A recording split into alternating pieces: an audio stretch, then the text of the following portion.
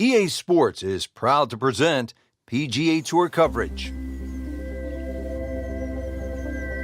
Welcome to the Fairmont Banff Springs Golf Course, situated in Banff National Park, a mile high in the Canadian Rockies with breathtaking views in every direction. A captivating and challenging course, amateurs and professionals alike constantly amazed by its sense of, no way! He hold it, Frank. Great pitch up. Frank, how about the par 3 second hole? The first of 5 par 3s the players will play today, Rich. This one's surrounded by bunkers, but certainly one of the shorter par 3s. So with a good tee shot here, you can imagine you could easily get a putt inside 10 to 15 feet for birdie. So Frank, what do you think of the start so far? Rock solid. Very impressed.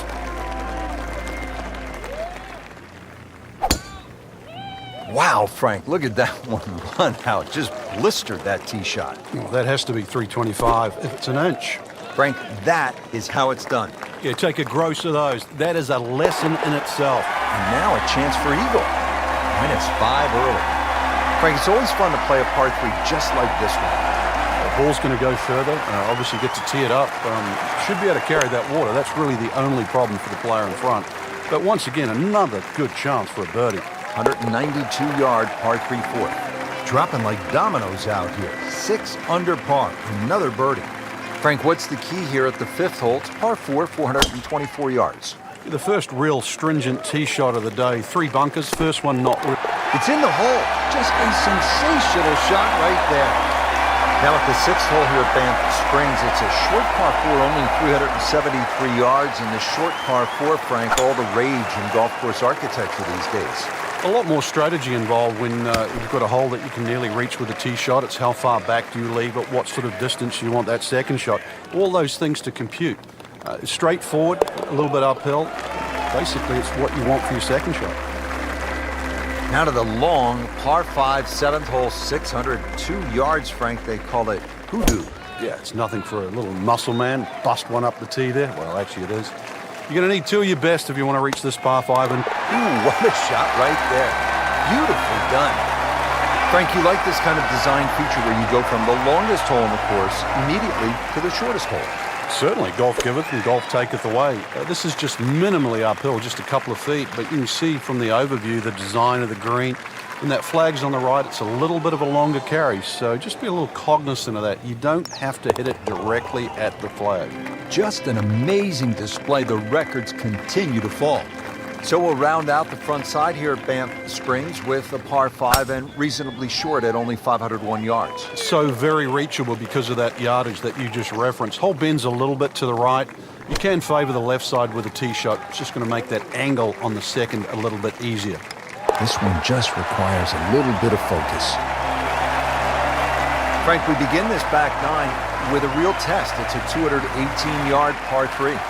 And it's very easy to get lulled into the shape of that lake there on the right side and try and hit a cut in here. But that cut's going to work against the natural shape of the hole. If anything, a nice high draw.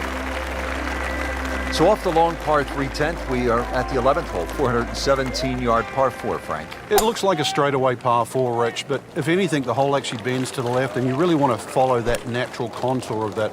Just sort of draw it off those bunkers on the right, or just simply carry it over the ones on the left. But ideally down the left side, it avoids that pine tree that's further down. Frank, what are we looking at here at the par 4 12, 442 yards? Players are really focused on that bunker down the left side. That's the one that has to be either laid up, which would be 286 yards off the tee, or sort of worked off. This could very well be a 3-wood off the tee. Just hit it straight at that left bunker.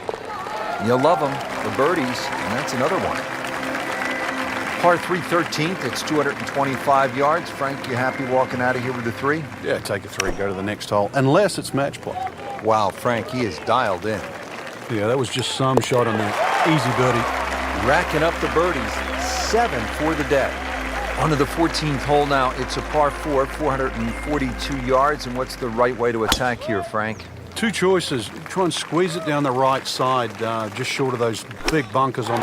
If you hit enough shots, every now and again, one's going to go in. Crazy, crazy game. And Frank, ahead on the green, you could have a really crazy putt if you're not careful. This is probably the most undulating green on the golf course, so you do not want to be going in with too flat a second shot. He has given this one the full treatment. Perfect release through the ball. And this shot is on the fairway, over 300 yards. Oh, just a superb shot. You're not going to see much better than that all day today. Right in the heart. Frank, the 16th hole, 414 yards, par 4 is nicknamed GOAT. Would that be greatest of all time, or is it just because the possibility you could see old Billy out there here in the Canadian Rockies? I'd like to think it's the greatest of all time. I've never seen a GOAT hit a draw, that's why, and that's what's needed off this tee once again. The first bunkie should easily be able to carry that, and well, if you're the greatest of all time, this is a fairway, you'll certainly hit. Rich, there's rough and rough. That ball is needle-nosed down. Can't even see it from here. Putting all of his talents on display here from the rough, and he knocks it really close. Beautiful shot. Continues to roll the ball very well. Well, here we are at the final hole here at Banff Springs, 578-yard par 5, and Frank, a chance to finish the round with a flourish. If you're one of the fortunate to hit this fairway, it's very reachable, but well protected by bunkers, left, right, central bunkers as well. You really have to be aware of two things, the wind direction and exactly how far you can carry that tee shot if you want to find this fairway. Oh, I thought he had that. Oh, man. I just pushed it. Boy, that hurts. See if he can just make one more, add to the list. Continues to amaze, yet another birdie, and what a day it's been.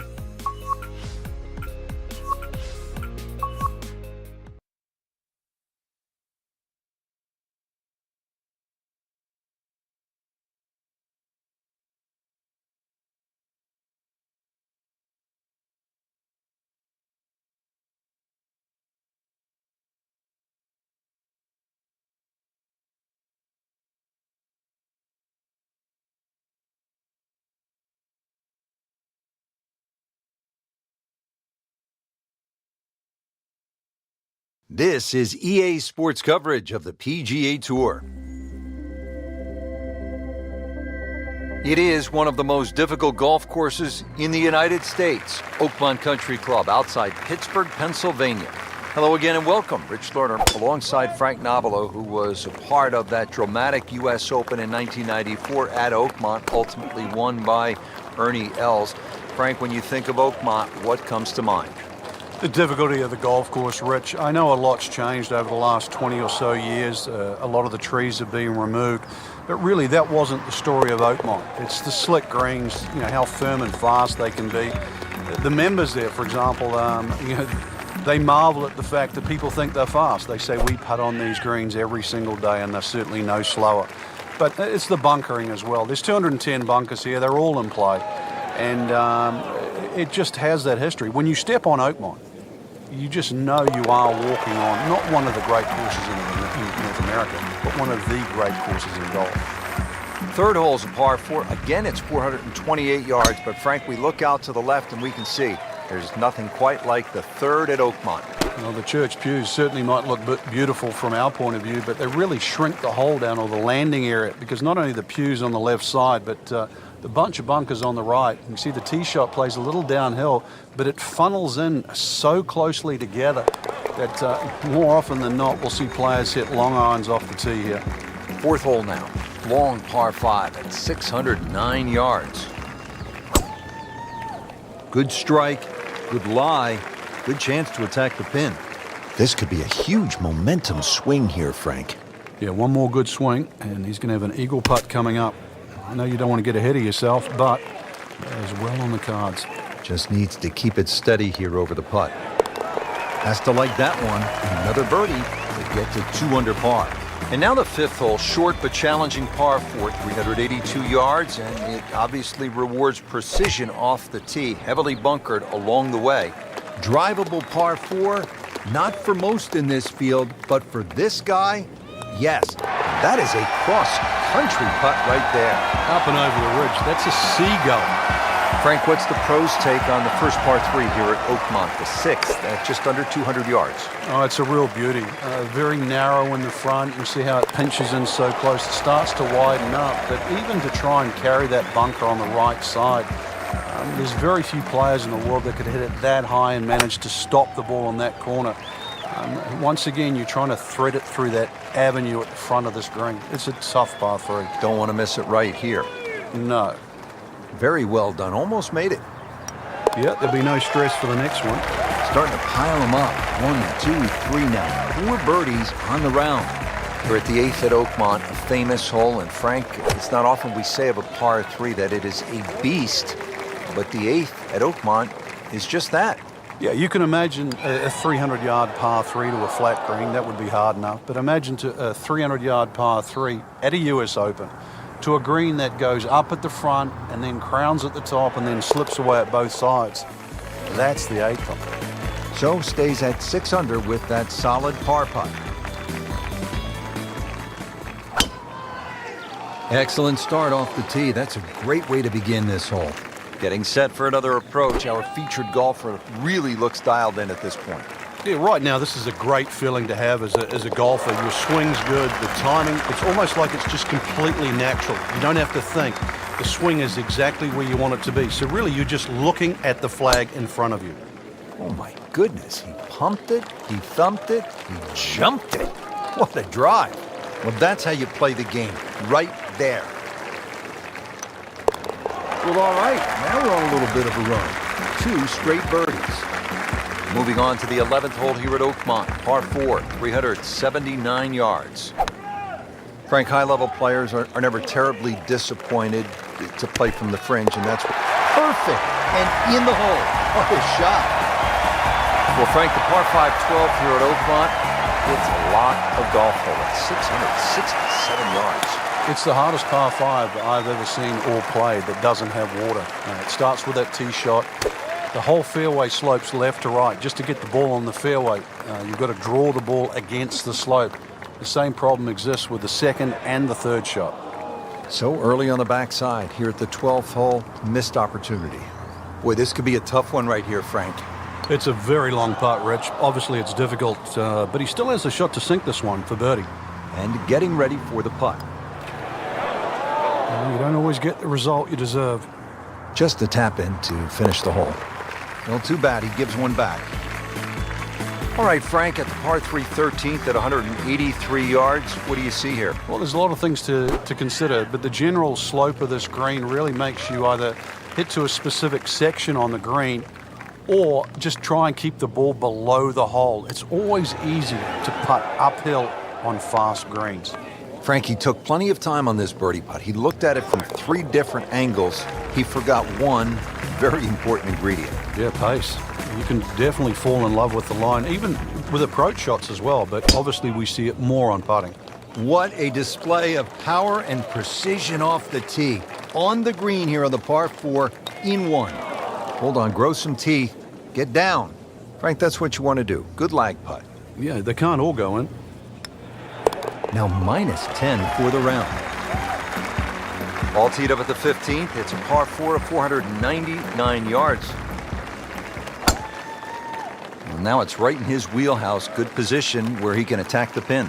Yeah, he has all those options now. That ball's sitting up. You can bring it in high. You can bring it in low. The choice is yours. Has this putt for birdie. You'll like the sound of this.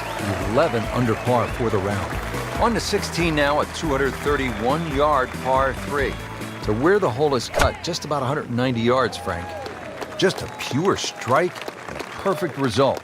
He'll have a good look at birdie now. Just an amazing display. The records continue to fall. Now on to the 17th hole, and Frank, in so many ways, this determined the outcome of the 2007 U.S. Open. Jim Furyk had his issues here. It's just 313 yards, but it can really play with a player's mind. It's such an unusual par 4 for a US Open, plus also where it comes in the round, because the options, and there's only really 2, is like a 4 or 5 iron, sneak it up the right side, or you take a driver directly at the green. You would think there's something in between, but really there isn't, and that's why, to your point, it stopped Jim Furyk, it stopped Tiger Woods, it allowed Cabrera to win.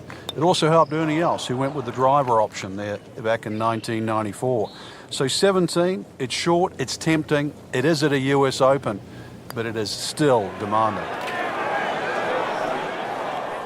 Well, you couldn't ask for much more than that, except to make it. Just a couple of feet. Has it. Frank, just some great golf here today. Yeah, that's a round to remember. Not often you play that well and you feel like you were head and shoulders above the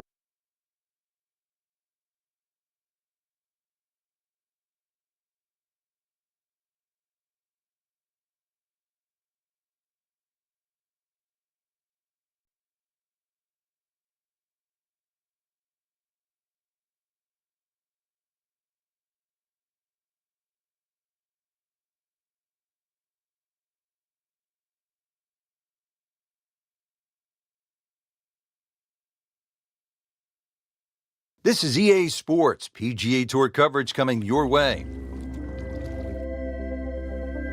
Frank, a tranquil and beautiful setting with the Santa Rosa Mountains in the background, those crystal clear blue skies, but it can get pretty testy out on the golf course, can't it? If you get any sort of wind out there, Rich, the sky might be beautiful and blue today, but that wind, once especially the cross breeze, then this course has teeth. -2 early in the round. Frank, the second hole is only 371 yards. What's the challenge here? The bunkering. This is really well bunkered. You'd expect that for a hole this short. If it's well bunkered, it means that it's vital to get it on the fairway. So on the putting surface, and taking a good look now at this birdie putt here at the second. Frank, players had hybrids. Some had irons out off the tee on that short par 4 second. Time to get the big stick out here on the third. It certainly is. The third hole you play here, 3 totally different looks off the tee. This hole appears straightish off the tee, but well bunkered down the left, which makes you push that tee shot a little to the right. Drops another birdie and moves to 4 under on the day. Now at the fourth, par 3, and Frank, what's the key here? Somehow find some green grass. Oh my goodness, Frank, I think that baby went in. Frank, this looks like a fun hole. The first par 5 of the day, 535-yard fifth. Yeah, as long as you've got something that doesn't go left off the tee shot and doesn't go right off the second shot, you'll be fine. Now the enticing second shot here, Frank, at the par 5 fifth. If you're going to lay up, make sure you lay up properly. There's no sense in trying to knock it all the way down by that narrow net. Just leave yourself a third. Well, the architect Pete Dye is known for visual intimidation. We see it at TPC Sawgrass at the Players every year. And you see it right here, Frank, at this 255-yard par 3/6 with water everywhere you look.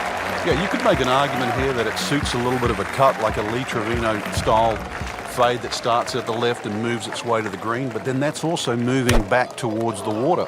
Conversely, if you try and fly it over that water on the right side with a little bit of a draw, then the green starts to run out on the left side. I don't know, it sounds hard. Well, Frank, here at the par 5/8, 559 yards. Looks as though the player's getting a break from the water, but there is some trouble out there. Yeah, there certainly is bunkering both on the left and the right. Once again, though, par 5s are always an opportunity for the longer hitter. Even if you stray a little offline, then it just becomes a 3-shotter like it is for everybody else.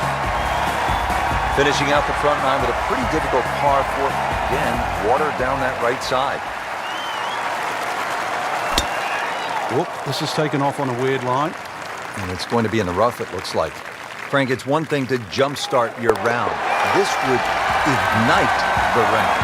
Yeah, you don't normally see 2 par 5s back-to-back, so the chances of having consecutive eagles is so rare. Just a superb shot. You're not going to see much better than that all day today. Been pretty good all day from this distance, just trying to take care of business. Frank, how about this hole? Par 5 11. Long one. Oh, it is. And, anything over 600 yards, only the longest it is the Bubba Watsons, the Dustin Johnsons of the world. The other ones that can get home on a hole like this. For the other ones, even those bunkers down the left side are sort of in play. You at least have to give them a cursory look off the tee. Nothing wrong with a hole at the par 5 that you can't reach. You still play it as a 3-shotter. And in some respects, you get rewarded for laying up here because that water that comes in on the left-hand side, that's not going to be in play. What a shot. Setting up for an eagle here. And he's made it for eagle. Tricky par 3 here, the 13th, 214 yards. Rich, it's gone. In the hole. You do not see that every day. That, folks, is a hole-in-one. Wow. Look out left. And there's rough over there. Getting set for this next shot from the rough, what does the player need to be careful of here, Frank? Well, this is where we're going to see exactly how good they are because, that's not exactly the best lie, but it's sort of doable if you know what you're doing. Frank, if a player needs to make a big move at the close of the round, how could they get at this whole location and make a birdie? They call this turning home. I think that's where you have to be a little more aggressive off the tee shot. A drive of 280 yards can certainly take those two bunkers down the left out of play. There is one in the distance down there, 350 yards, so even the longest hitters can still hit driver down there. You imagine pumping one down there, sort of 340 yards. Now you turn a long hole into a drive and wedge. That's how you get a birdie. Well, how do you like that? He's holding. Just a phenomenal play right there. Well, let's see, Frank. The par 3 17th, just 168 yards. You can't miss it right. Can't miss it left. Can't miss it short. You can't miss it long. Good luck. Racking them and stacking them right now. 6 birdies for the round.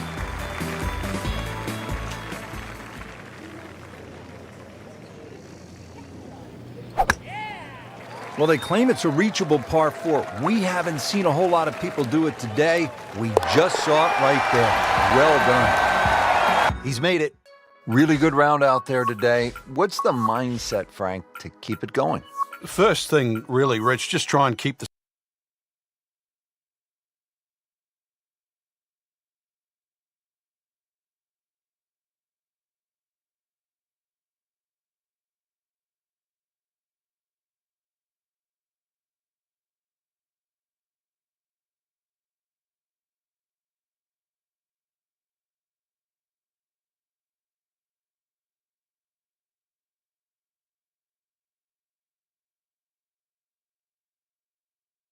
This is EA Sports. PGA Tour coverage coming up next. Well, hello again and welcome, Rich Lerner, alongside my friend and colleague Frank Navalo. We are in the great state of North Carolina, set to kick off the round here at Quail Hollow. Frank, it is one of the most well-respected courses on tour. And for good reason, Rich. Great layout. Also, we said hello to Rory McIlroy and Ricky Fowler. They recorded their first ever PGA Tour wins at this very golf course. -1 in the early going. Frank, this is a really fun hole, a pretty short par 3 downhill. Yeah, half a club, you can allow for that, so it won't play its full yardage. You can really see that right part of the green. That's the most inviting one, but when they stick the flag on the left, you really have to be precise. This is a strong par 4, 452 yards, the third hole. It's a good challenge, Frank. It is. Big sweeping dogleg left. Actually in a straight line, it's 315, 320 yards to run out. So if you hit the ball further than that, it's going to have to draw. Otherwise, you'll be hitting in the rough on the other side. Still a lengthy shot into there on a green that actually has 3 different levels. Well done. Another birdie, and now 3 under par. Frank, this is a muscular par 4 here at just under 490 yards, the 4th at Quail Hollow. A difficult proposition. It is, but fortunately that tee shot plays a little downhill. But wow, what a shot. What are the chances of making it from there? Now to the first par 5 here at Quail Hollow, the 5th hole. It's 570 yards, and it would seem, Frank, that this tee shot sets up well for a guy like Rory McIlroy. It does. Someone that hits it long and moves the ball right to left, and that's what you're going to have to do here. One of the main reasons for that is not necessarily the dogleg, but the fact that the fairway, Rich, slopes away from you. It slopes to the right and away. So that makes that tee shot so much more difficult. Not terrible, but not his best. Yeah, outside chance, really, for birdie, but really, it was a rather poor approach shot. Really not much to this. The only issue would be a lack of concentration or focus. Good work right there. He'll settle for par. Well, Frank, an eagle is in play here at the par 5 7th. And a 6, and a 7, and an 8, or a 9, actually. This is a potential scorecard record, the 7th hole. Many a tee shot has found that creek on the right, trees, problems on the left. There's no question there's a reward for a good tee shot here. But then there's a decision on do you go for this par 5 and 2. It's not overly long, just over 530 yards. It is very tempting. Starting to pile them up. 1, 2, 3 now. 4 birdies on the round. Frank, in modern professional golf, we're seeing more and more drivable par 4s, like the 8th here at Quail Hollow. 300. No putter, no problem. Slams that into the cup. Here we are at the 9th hole at Quail Hollow, 495-yard par 4. Frank, it is the longest par 4 on the golf course. Is it, in your estimation, the toughest? I think the green stops it from being the toughest, Rich, because it does kick in from either side. But when you see holes like this, there's no surprise why the Rory McIlroys and the Ricky Fellas have won around here. This is just a great driving par 4. Well, in the words of the late, great baseball commentator for the Yankees, Phil Rizzuto, it's time for Holy Cow, Whitey. That's 11 under par. Setting up for another approach, our featured golfer has continued that excellent play from earlier in the round. Indeed, there's no better feeling in the world than when you know you're firing on all cylinders. Hitting fairways, second shot's just going straight at the flag. Right now, everything is working. That is just an outstanding shot right there. And now a chance for an eagle. Wow, he got robbed, Frank. No, it's like kissing your mother-in-law. Nudge this one home, finish it up. Just playing great. 14 under already. Par 4-12 here at Quail Hollow, 456 yards. Frank, break it down for us. Well, there's no fairway bunkers either side, so you feel like there's nothing to work the ball off, and consequently, it's very easy to sneak it in the rough on the left or the right, and then that makes that second shot so much more difficult going up the hill. This is one hole that you have to pick a line on. You really have to know the line off the tee. There's a nice big tree down there in the distance. That's the one you want to work it off.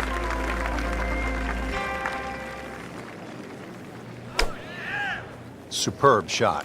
Well, it's as good as it's going to get. There's going to be no worries about making that one. Good roll. Well, Frank, as we arrive at the par 4 14th, just 345 yards, our players no doubt are looking for a little advice from a guy who's been there. You've done it at the highest level. What's the right play here? Rich, after all these years, I think it's like a modified tee shot. And what I'm going to say with that is like a strong 3-wood, something that pitches around 270 and kicks 30 or 40 yards, finishes up about 20 yards short of the green. I think that's the best ploy. You won't be able to get at all the flags, but I think you'll play the whole under par for the week. When's the right time to pull out the big driver and have a go at this green? I don't think there is, but maybe you at home should try. This is the start of what some say is the toughest finishing stretch on the PGA Tour. It's known as the Green Mile. Frank, what makes it so challenging? Well, this hole in particular, Rich, the dogleg right. Yes, he's holed it, Frank. Unbelievable. From that distance. Frank, the 17th here at Quail Hollow is all you want. And a bit more, actually. The only advantage the player has, it plays a little bit downhill. But when you look at the lake in front of you, if there's any swirling breeze out there, it just becomes a nightmare trying to choose the right play. Just an amazing display. The records continue to fall. Here we are, the 18th hole at Quail Hollow. Simply put, Frank, a player needs to hit maybe his best tee shot of the day. I would agree with you, Rich. If you were to measure this hole from trees on the left to trees on the right, it's actually a really wide fairway or expansive land. But that creek that just meanders its way through the middle of this hole completely changes the nature of this hole. And consequently, you get the nail on the head. If you don't hit a good tee shot, you will rack up something here. And I've got no idea how big it would be. Frank, a lot to like in this performance today. Oh, it is. There's so many positives to take out of this round, not just the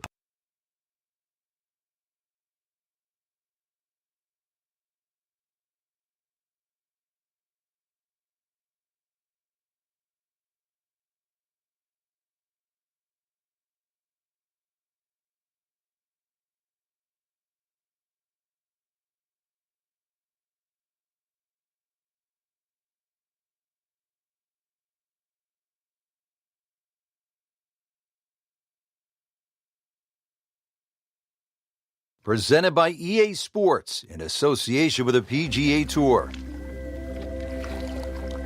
And hello again and welcome, Rich Lerner, alongside my pal Frank Nobilo. We are here in the wonderful state of Georgia, getting ready to kick off the round at Eastlake Golf Club. And what a great course it is too, Rich. Normally a par 72 for the members, but seeing we're going to play off the pros tee today, The 5th and the 10th hole, which are normally par 5s, will be reduced to par 4s, so a very strict par of 70. Let's take it down to the tee. Excited to call all the action today out on the course for you. Now at the second hole, first of a really tough set of par 3s, Frank. This is where iron play comes straight away out of the gates, Rich. Good iron play is always rewarded on this par 3 downhill. It's a big enough green. Good iron players often will have a chance for birdie. A little sloppy off the tee here, and you'll rack up at least 4 in a heartbeat. Hole number 3 is a par 4, just 390 yards. Oh, that's it. New member of the 300-yard club. Good poke right there. Frank, really good chance. Frank, how about that? Oh, can you believe that, too? I mean, could have hit the flag and bounced away instead. Straight in. Amazing shot. And really deserves it. Frank couldn't ask for anything more. Just the lie there, too. It is sitting up like it's teed up. Second shot. Good look at the green and getting ready for the putt. Frank, that looked good to me. Oh, man. I just pushed it. Boy, that hurts. And this will be a 5-foot putt here. Good solid work right there and stays at 4 under. And now the 5th hole in a challenging par 4 here. It is 520 yards long, and Frank, it rewards precision off the tee. This is one of the narrowest fairways on the golf course, Rich. Not only that... That's how the best in the world play it, Frank. Well, I'd say a little lucky that it went in, but it was always going to be close. Frank, it's pretty simple here at the 6th hole. 209 yards over water. You need one good strike of the golf ball. It sounds easy, doesn't it? This 209-yard par 3 is really an intimidator, especially with the prevailing wind pushing the ball toward the water right of the green. The only bailout is a bunker on the left, which provides another terrifying shot, let's face it. The most challenging hole location is front right, but back left behind that bunker also very tough. And it makes the green in regulation. Just a little tap in here. Starting to put up some really impressive numbers. How about 8 under par with yet another birdie? This par 4 is a dogleg left with bunkers and trees on that left side of the fairway, so that should deter players from cutting the corner. Although often thought of as a birdie hole, this 8th has a relatively small... Oh my goodness, he just made that. I cannot believe it. I was thinking he might get it close. And just a great shot. Good strike, good lie, good chance to attack the pin. Looking to keep it going here, Frank. Yeah, another example of things just working as they should. That is always so disappointing from that. Now, dude, that in the hole. Tremendous shot. Excellent front side. Trying to keep it going here on the second 9. He's just playing beautifully, hitting so many good shots, giving himself so many opportunities. Can he keep it going? Probably going to have to hit one more club here, Frank. A little bit uphill. That will be a great look at birdie. Not a gimme, but well within his range. Tough start to the backside, Frank. Yeah, it doesn't bode well, too. You start losing confidence with the putter early on. Just hammered that par putt, Frank. Well, I don't know what he was thinking or what was going through his mind right there, but he better wake up in a hurry, because if this one doesn't go in, that score's going to rack up very quickly. And he makes it for a bogey here. Now at the only hole on the course that starts with a 1 at the beginning of the yardage, this par 3 11th, just under 200 yards, right around 197. Well, that is an exceptional shot on the green and in position for a birdie. Yeah, it's a formality now. Wow, I thought that was in. Did the job right there.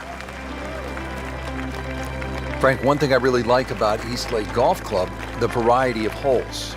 Some good par 3s, we've seen that, just a couple of par 5s, but then you have this collection of really fascinating short par 4s, including here at the 391-yard 12th. It just goes to show in today's game you don't always have to reach for a 500-yard par 4. The 12th, even though it's under 400 yards, is quite deceiving. There's a lone fairway bunker on the right that has to be avoided. And then judging the lie, if you're on a downhill lie, pitching into a green that's also below you, that front bunker might look a long way short of the green, but it's caught a few errant second shots. And yet again, he has hit it off the tee and into the bunker. All right, so greenside bunker, what's he looking to do with this shot, Frank? Well, really you have to look at the amount of green you got to play with. You don't have to try and fly the ball right by the flag. Allow it to run. Plus, if you can get it to run like a putt, you never know, it might just go in. 11 under on the day. Back here at the par 4 14th, we're ready to tee off. That is tasty looking right there, Frank. Just a perfect spot in the fairway. That is prime real estate. How do you get a lie like that? Seriously, you could hit any club from there. Beautiful shot. That is tight. Unbelievable. That is one to savor for the rest of the round.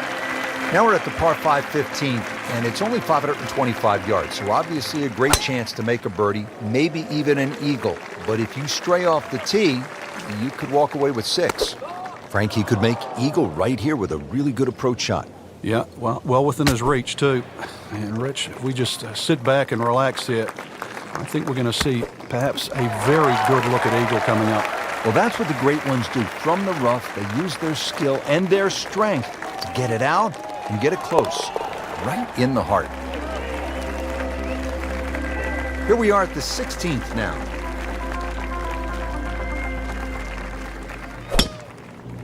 Now it's right in his wheelhouse, good position where he can attack the pin. Yeah, he has all those options now. With that ball sitting up, you can bring it in high, you can bring it in low. The choice is yours. Been pretty good all day from this distance, just trying to take care of business. Nails it. That is now 6 birdies on the card. Frank, the par 4 17th at 455 yards has become really one of the most famous holes on the PGA Tour. By virtue of that great up and down by Bill Haas when the level of the lake had been reduced just to the level where he could actually play that vital third shot. The hole is a slight dogleg left, par 4, fairly flat. Those 3 bunkers down the right are absolutely perfect if you're going to just bail out to the right. You'll certainly learn how to play fairway bunker shots. If you can find the fairway, this green raise slightly and you'll see that gaping front bunker that protects the front.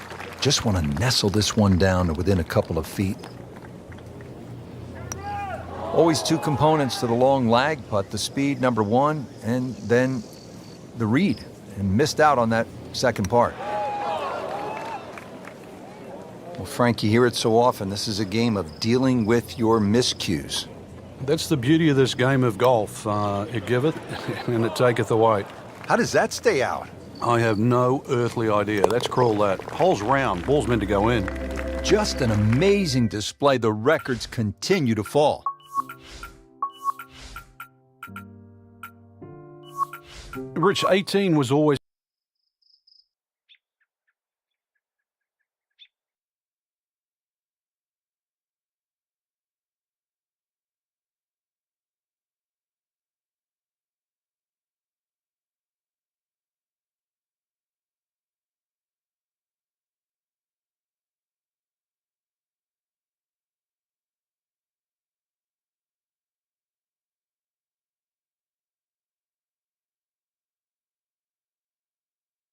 Presented by EA Sports and the PGA Tour. Set in the Sonoran Desert and surrounded by the majestic McDowell Mountains, we're at the stadium course at TPC Scottsdale in Arizona. Hello again and welcome. Rich Schroeder alongside Frank Nobilo, set to bring you all the action for today's event. Frank, when you think about the TPC Scottsdale, what's the first thing that comes to your mind? The golf course has been radically changed in 2014, but it still hasn't lost its luster. Really, it's just been updated like the game itself for these young, strong players of the modern era. And that's going to stay on the fairway here at the second hole. In the cup. What a shot. Can't get much better than that. Now on to the third, first par 5 on the course here at TPC Scottsdale. Yeah, the length of the hole hasn't really changed. It used to be 2 fairway bunkers down the left. Now there's only 1. Still a hazard that runs down the right side. A strategic hold if you can't make this par 5 and 2 in a brand new green that has been completely changed. Frank, how rare would this be if this putt drops? Well, this is I'd like to say once in a lifetime, but on the odd occasion we do see back-to-back eagles. But it certainly is something to watch. About 110 yards to the flagstick, and that's where the hole is, right at the bottom of it. I mean, that's how the game is played, right there. He's just making it look so easy. That birdie coming up, formality. Now to the 5th hole and a challenging par 4. Slightly longer this year, played off a new tee at the back, and there used to be 2 bunkers down the right side. They've now been put together to form 1 and in the perfect position that really make you think about your tee shot. It takes a very big drive to try and carry. that bunker on the right. It's going to be at least 315 plus yards to get past that. Green itself still tilts a little left to right and back towards the player. Par 4 6th, and Frank, a couple of options here. Yeah, a hole that bends to the left. A draw is the preferred shot off the tee. The longer hitters will have a big advantage. They'll be able to get it down there and just have a pitch or a short wedge into this. If you're not, that long, then you're going to have to lay it back short of those bunkers. That's going to leave a lengthy second shot. Frank, this would be huge. Oh, it's got that strut going, everything. This is when that hole starts to look a little bit bigger. You really feel like you can start to make everything. Getting set from 145 yards away. Another good swing, and it looks like, Frank, another really good shot. I love that rhythm and tempo right there. Always like to get the double figures under par. 10 under already. Frank, the par 4 8th, this is a good hole. It is. A dogleg to the left forces the player to go out the right, and this will play every inch of its yardage, which is over 470 yards. Green's still pretty much the same with that false front, unless there's a flag position in the front. You're really going to have to fly at least 20 yards or so into that green, otherwise that ball is going to run towards the front. Frank, that ball's sitting up like it's on plush carpeting. Rich, if you and I had lies like that every time, we'd still be playing this game for a living. Terrific golf shot. And now that for an easy birdie. Continues to amaze. Yet another birdie. And what a day it's been.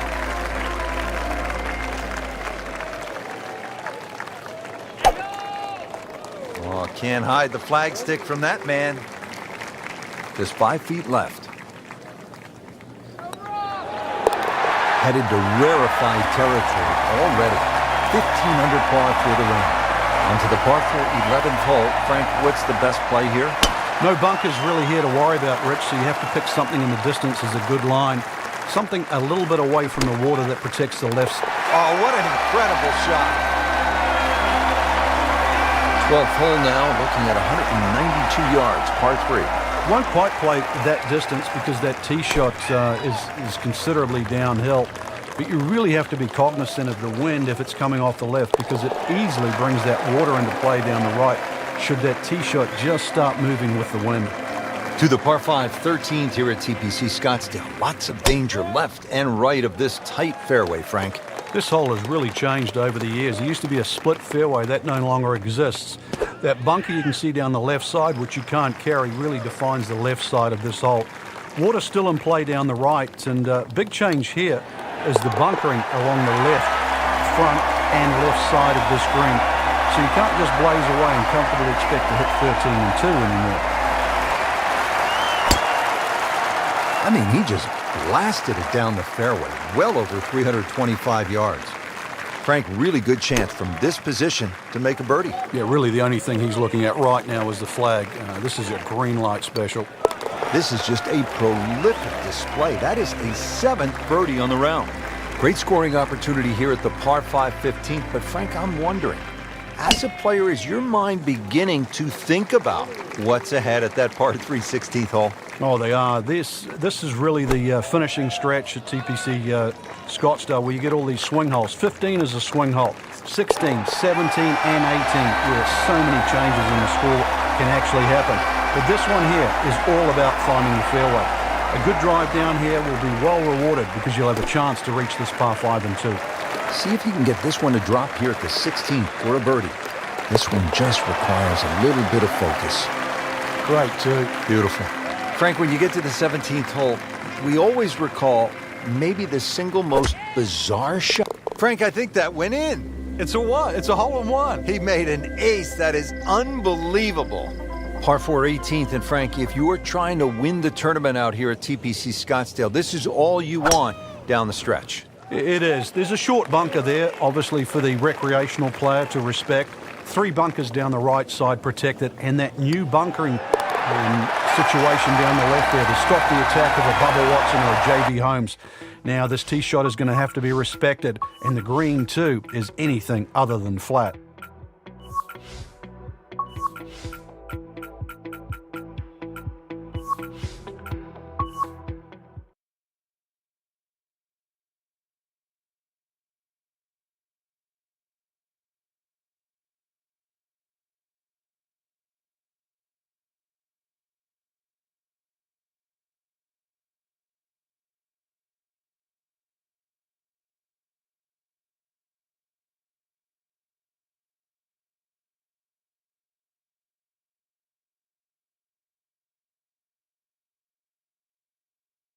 EA Sports is proud to present today's PGA Tour coverage. Today we're here at Chambers Bay in University Place, Washington. Rich Lerner alongside Frank Nobilo for EA Sports, set to bring you all the action out on the course. Frank, what can you tell us about this golf course? First and foremost, Rich is going to be the host of the 2015 US Open, but it's a true links golf course designed by Robert Trent Jones II. Breathtaking views of the Puget Sound, as well as the Olympic Mountains on a clear day. Frank, you think of links golf, you think of Scotland, the home of golf. Links in the state of Washington? That's right, and it is a true links too. Wide fairways. You're going to have a little bit of imagination today as well, because when this golf course plays firm and fast, you've got to play the bump and run, and you will need a ton of variety of shots around the greens.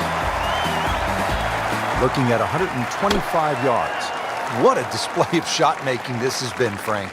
That incredible approach shot there. The easiest of birdies coming up. Frank, standing here on the fourth tee at Chambers Bay, you can see what this golf course is all about with those dunes on the left and all that sand down on the right. A lot of trouble here.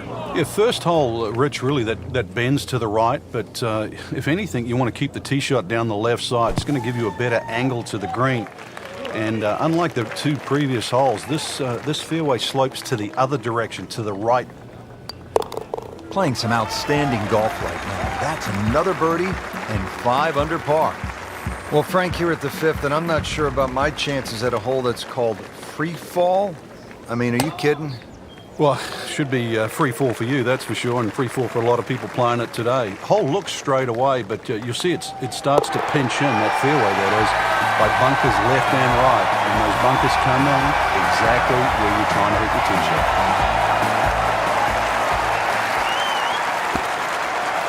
Big swing right there, and a great result.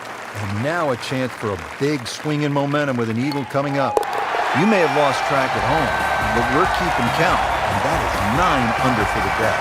Frank, this is a daunting challenge. The 7th hole, long par 4. It's over 500 yards. A huge bunker down the right side that probably runs for a good 200-300 yards.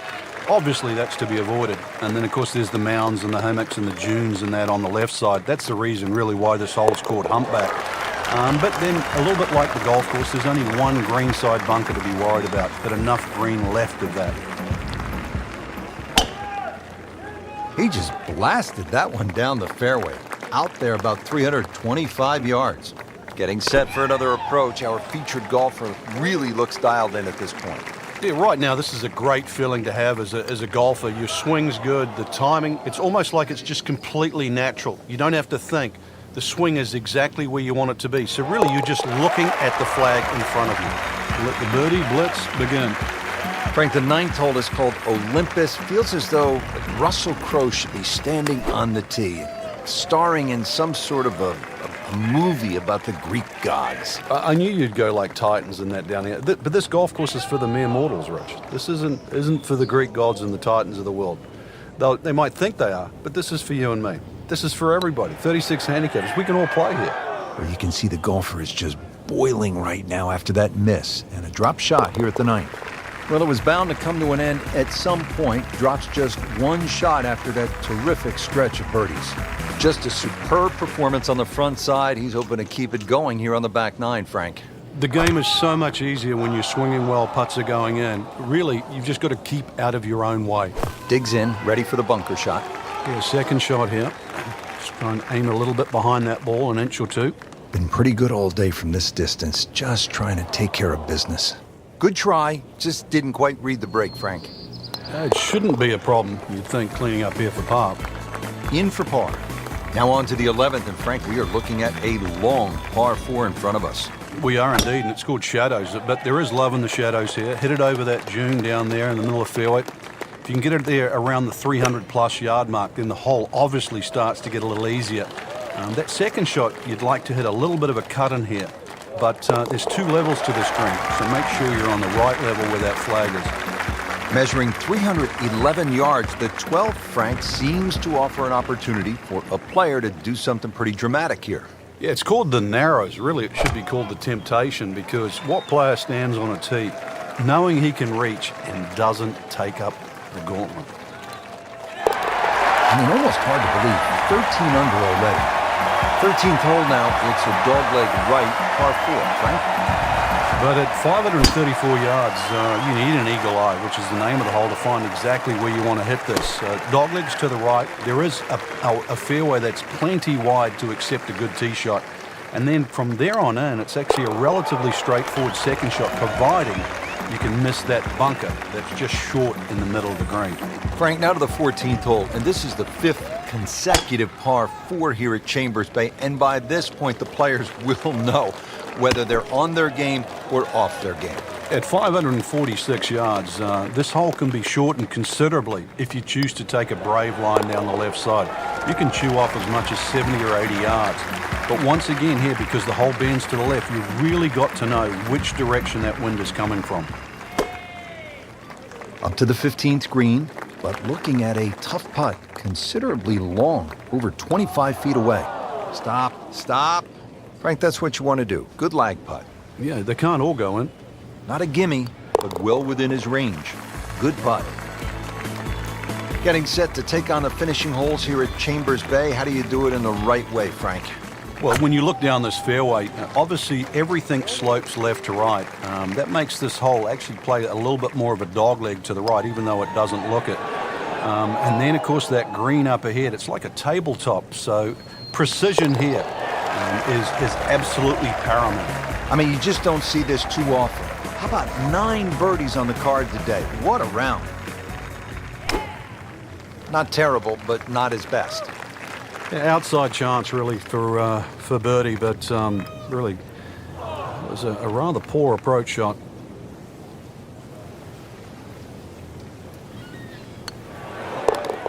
No problems there. Yeah, keeps the round going, keeps the momentum on his side. Now to the 18th hole, Frank. Everyone wants to finish in style. Yeah, the home hole here, once again you head back to just a wonderful view, and you realize that Chambers Bay was designed as a walking golf course, and it was designed to have fun and test every department of your game. 18 will do that. It probably gives you more trouble on both sides of the hole than any other hole on the golf course.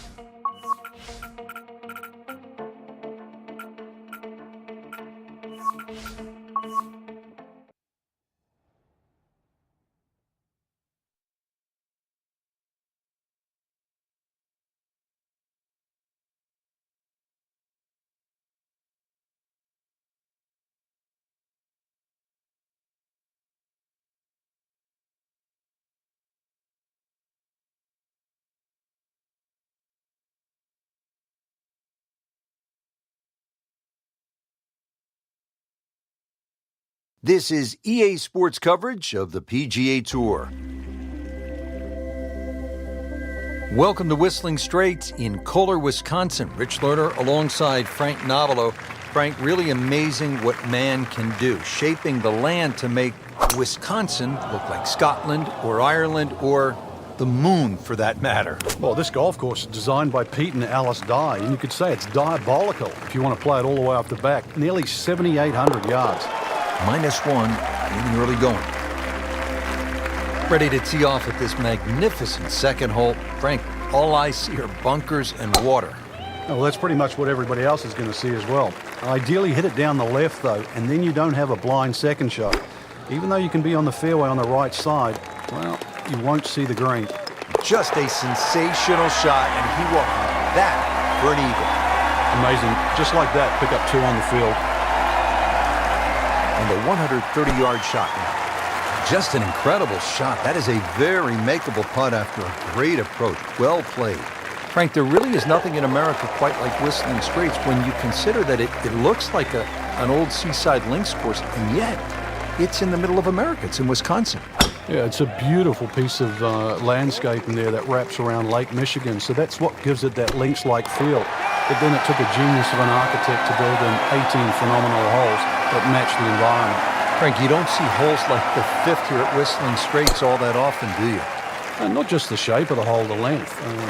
Pete Dye has managed to put both the length and the design of the hole together to make it brutally tough, but at the same time strategically brilliant.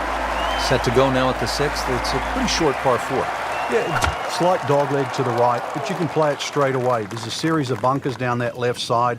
and then they really choked the fairway at about 320 yards.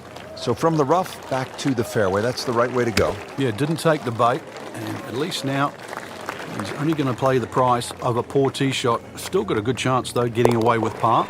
Just an amazing display. The records continue to fall. Another magnificent hole here at Whistling Straits. Nothing but water on the right and a huge drop-off down to the beach. Yeah, if you're struggling with your golf, just take a little breath and look right. It'll be a great elixir. Really no chance to go in there. And getting ready for the putt. Did the job right there.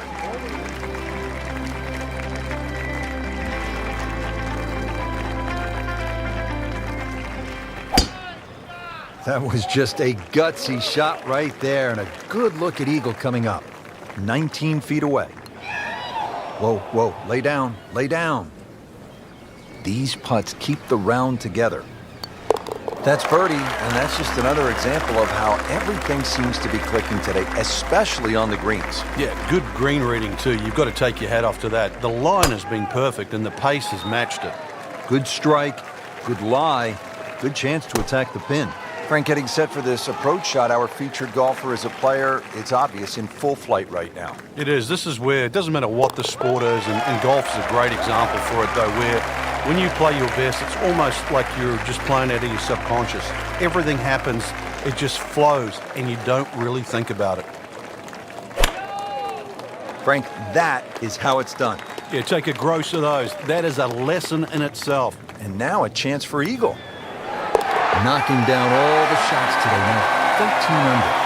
Well, Frank, the 11th here at Whistling Straits is a monster par 5. They call it sandbox, but it is not exactly child's play, is it? No, I can't actually count the number of bunkers on this hole. Plus, it's a dogleg to the right. 645 yards. I don't care whichever way you cut it down. That's going to be 3 good shots. Forces you to hit driver off this tee. Superb shot. Well, it's as good as it's going to get. There's going to be no worries about making that one. Well, he's done it. That's an eagle right there. Tremendous effort. Frank, the short par 3 12th, what are you looking to do? Well, you think it's a snag. Green straight in front of you, points a little bit to the right, but just getting it and keeping it on the green, it takes some doing. Wow, a 5th birdie on the day. 13th hole now, and by the looks of this one, Frank, if you were right off the tee, things could go horribly wrong. Massive drop-offs and bunkers to the right. Doubtful that you'd ever get a good lie if you missed this fairway on the right. So, flip side, keep the ball down the left. On the green in regulation. Now, just when you thought they might pick up one, now settle for a par. Man, They just pushed it. Boy, that hurts. 15 under for the day. So with 5 holes left to play here at the PGA Championship, we arrive at this dogleg left, par 4. Well, it's called Widow's Watch, but really it's a thinking man's hole. A long iron, maybe even a fairway wood just down the right side. That should set up a relatively simple short iron. Well, they claim it's a reachable par 4. We haven't seen a whole lot of people do it today. We just saw it right there. Well done. I always love to hear the sound at the bottom of the cup. Ready to go here at the 15th tee, and by the looks of it, Frank, we should have brought the swimsuits and some sunscreen. It's very picturesque, that's for sure, but don't get fooled by its beauty. This is an absolute beast. Now that is a shot that will be replayed over and over. Frank, as you know, the finishing holes of a major championship can make even the world's #1 player buckle under the pressure. How do you avoid that? Well, with a good drive to start here, there's a series of bunkers that start about 300 yards down the right side. You'd like to start your tee shot on those and maybe work it back towards the fairway to get a little bit more run and make this hole reachable. Frank, the 17th hole, I don't like the sound of it. It's called pinched nerve. And I'm not sure I like the look of it. 249 yards and all sorts of trouble to the left. Well, trouble to the left, there is some 20 feet below the level of the green, so that's a no-go zone. And then, of course, on the right, there's a huge mound, a sand dune there with a bunker in it. That sort of makes you hit that tee shot a little further left. But believe me, there is a little bit of green in between both. Frank, that ball's sitting up like it's on plush carpeting. Rich, if you and I had lies like that every time, we'd still be playing this game for a living. What a display of shot making this has been, Frank. Oh, that incredible approach shot there. The easiest of birdies coming up.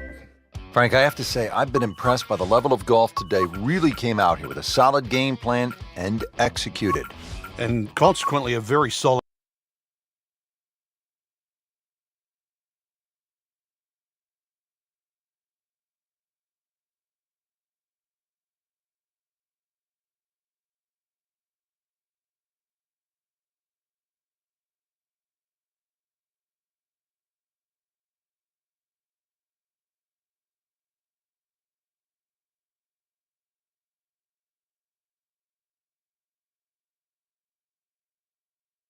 Today's coverage brought to you by EA Sports and the PGA Tour. Frank, every golfer wants to play it at least once, the old course at St. Andrews. Yeah, from Bobby Jones to Jack Nicklaus to Tiger Woods. They've all come and conquered.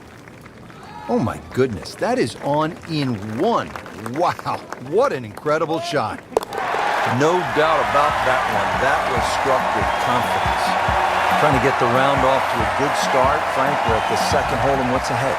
Well, the ideal tee shot, just a little over that gorse bush in front of you, which is down the right side. That's the best angle in, but it also brings in a little bit of trouble. But if that pin is anywhere towards the middle of this double green, then really you want to be coming in from the right side. Frank, this is the kind of start every player wants. Yeah, swinging it well. Certainly hitting the ball in the right place there, and yep, good thing too. He's actually putting well. Frank, really good chance from this position to make a birdie. Yeah, really the only thing he's looking at right now is the flag. This is a green light special. Drops another birdie and moves to 4 under on the day. Frank, a much more difficult hole here at the 4th at the old course. Yeah, that new championship tee has really made 4 a very hard par 4. 2 ways to play it. Down the right, that's a very, very narrow strip of fairway. Most will go to the left side, a little more conservative. But either way, tough second shot. Starting to feel it. 2 in a row. 5 under for the tournament. Hole number 5 of the first par 5 we've seen today. This fairway looks like it narrows quite a bit, Frank. Are you thinking eagle when you step up onto the tee? Well, you could, especially if you've got a little bit of breeze behind you, but it's quite wide in the driving area with the exception of those 3 bunkers on the right that just sort of pop out. But if you can get it past those, this par 5, very reachable. On the dance floor here at the 6th, but still a pretty hard putt coming up, about 30 feet away. And you couldn't ask for much more than that, except to make it. Locked in on the read and the speed. Nicely holed. 4th birdie of the day. Over the ball here at the 7th. And Frank, if you had to script a game plan here, what would it look like? You could drive this pretty close to the green. This is a green that's shared with the 11th, the par 3. And you won't see that tee shot finish, but you can actually drive very, very close to a bunker called the shell, which is the one that protects the par 3 11th. Now to the par 3 8th. Frank, what's the best way to go at it? Well, for these players, straight at the flag. This is the first par 3 you'll see, and a good chance to make 2 coming up ahead. But we do see a lot of long putts here with an errant tee shot. Always like to get the double figures under par. 10 under already. Rounding out the opening 9 here at St. Andrews. And Frank, this par 4 features a couple of fairway bunkers that players will have to contend with. Yeah, this is a fun hole when you first stand on that tee and look at it. You see those bunkers smack bang in the middle of the fairway. The last bunker there in the middle is called the end hole. This hole is called the end. But this green, too, is so flat, very, very difficult to read. But if you get there, pull the head cover off the driver. Remember, this is the only chance you get to play the old course. Oh, can't hide the flagstick from that man. And he's made it for eagle.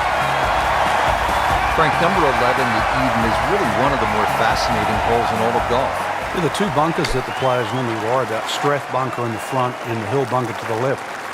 What makes those 2 bunkers so difficult is the steepness of the faces in them. Came to the putt excited to make birdie. Now, settle for par. Yeah, a little change in the attitude right now. You've let one go. You've got to really knuckle down there and make sure you don't drop a shot. It's important that this one goes in. Couldn't have done much better than that. An eagle is very possible. This is the second shot at the par 4. Simple, solid, and he'll take it. but one that you need to make.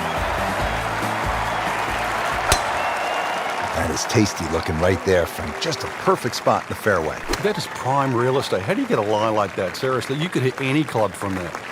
Chance for birdie after that beautiful shot. Frank, you can actually play this 14th hole by taking a detour to another hole on the front side. Explain. Yeah, that's the fourth hole. The fourth hole is adjacent to the 14th, and if you're in a little bit of trouble off the tee, there's nothing wrong with playing the 14th as a zigzag style par 5. So that means the drive, if it doesn't go down the right, you go further left and then back to the green. But it's a safer way, but a much longer option. And now it's right in his wheelhouse. Good position where he can attack the pin. Yeah, he has all those options now. That ball's sitting up. You can bring it in high. You can bring it in low. The choice is yours. As this putt for birdie. And now another par for the 16th, Frank, and another hole where precision off the tee is going to be paramount. Yeah, the norm of the tee is really to avoid a series of 3 bunkers called the principal's nose. I've never really figured out why they're called that, but it's not the place to be, that's for sure. Stay short of those is the safe line, and then a little top bunker once again in the front left of the screen called the wig. That's also to be avoided. Another difficult green. Looks a little simpler from the fairway, but miss your mark with the yardage and you'll pay a premium. Safely aboard.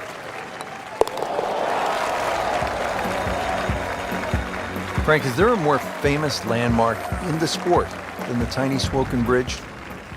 I think when you think of this game, the way in which we've followed it and covered it, Rich, over the last decade plus, no. It is just symbolic, not just with this golf course, but the game of golf itself, because every great champion has managed to make his foray across to Scotland and play the old course and walk across that bridge. Did the job right there. Frank, solid effort today. What's your assessment? Golf like that can certainly result in wins, that's for sure. But more importantly, the opportunity to get one.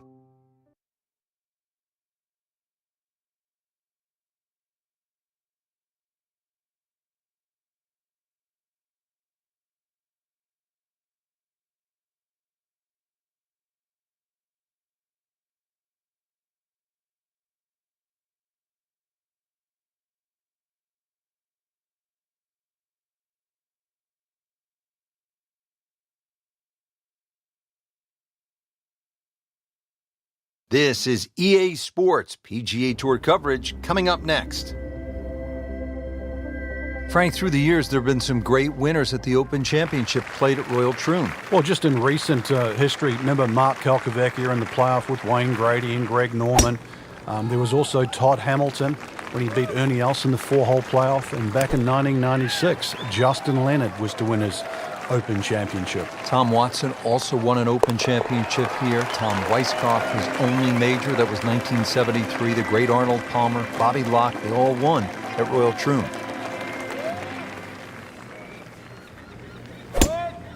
Frank, that is how it's done. Yeah, take a gross of those. That is a lesson in itself. And now a chance for eagle. Nice solid start to the round. Tee to green looks to be in command. Yeah, it's surprising. I thought he might have been a little shaky out of the gate, but certainly proved me wrong. Drivable par 4, not for most in this field, but for this guy, yes, he has just knocked it on. What a shot. Good roll, good putt. Here's the first par 5 on the golf course. It's the 4th hole. Frank, how good of a scoring opportunity is this? Certainly one of the best opportunities on the front side. There's 3 bunkers, but really the one that you focus on is the one on the right. If you can carry that, that's certainly the one to take on, because that ball will kick a lot further down the fairway. And sometimes you can be left with just a mid-iron into this green. Now to the par 3 fifth. Frank, what are you trying to do here? Really, anything on this green is going to give you a birdie putt. So allow for the bounce and roll. Just avoid those 3 bunkers on the left and that short one right. Starting to put up some really impressive numbers. How about 8 under par with yet another birdie? Now to the 601-yard behemoth par 5 6th hole. You can pay the steep price here, Frank, for a mistake. You can. You can't reach this green with your tee shot, so there's no reason to even try. A good drive, if it bounds down the right side, and will eventually go left. would perhaps give you a chance to reach this par 5 and 2. But this is one tee shot to concentrate on. Frank, that is position A. Yeah, the tee shot was like silk, Rich. I mean, just sets up that second shot so beautifully. And it generates some momentum here at the 7th hole. This for birdie. Well, in the words of the late, great baseball commentator for the Yankees, Phil Rizzuto, it's time for Holy Cow, Whitey. That's 11 under par. Oh, just a superb shot. You're not going to see much better than that all day today. Really not much to this. The only issue would be a lack of concentration or focus. Ready to go here at the 9th at Royal Troon Golf Club. 423 yards. What are you looking to do with this one, Frank? Well, it's another one that's a dogleg left. It's called the Monk, actually, because it faces... Wow, what a shot. Doesn't even need the putt. Just a superb performance on the front side. He's hoping to keep it going here on the back 9, Frank. The game is so much easier when you're swinging while putts are going in. Really, you just got to keep out of your own way. That is just an outstanding shot right there. And now a chance for an eagle. Just an amazing display. The records continue to fall. Frank, please tell me that I'm not supposed to aim at the gorse on the left side here at 11. Oh, yes, you do, Rich. But you better keep that ball in the air, and it better stay in the air for a long time. That's the line to the fairway. This is a long par 4. Setting up for another approach, our featured golfer has continued that excellent play from earlier in the round. Indeed, there's no better feeling in the world than when you know you're firing on all cylinders. Hitting fairways, second shot's just going straight at the flag. Right now, everything is working. Frank couldn't ask for anything more. Just the lie there, too. It is sitting up like it's teed up. Second shot, good look at the green, and it makes the green in regulation. Count it as 6 birdies for the day. Frank beginning to head towards home. This is the 13th of par 4. Another dogleg right. Problem isn't really the tee shot here, even though there's undulations and mounds all over the fairway. Second shot's played uphill to an elevated green. What a display of shot making this has been, Frank. That incredible approach shot there. The easiest of birdies coming up. Continues to amaze. Yet another birdie. And what a day it's been. Birdie try up next. So a tester from 4 feet. Count that for a birdie. Now at the 15th at Royal Troon Golf Club, 483-yard par 4. This, Frank, is one of the hardest holes in the course. It's certainly a stout par 4 at that distance. If you're playing it into a head breeze, then 260 yards is certainly going to be a big tee shot. But 260 yards takes all the bunkers out of play. Starting to put the hammer down, Frank. This would be 5 in a row.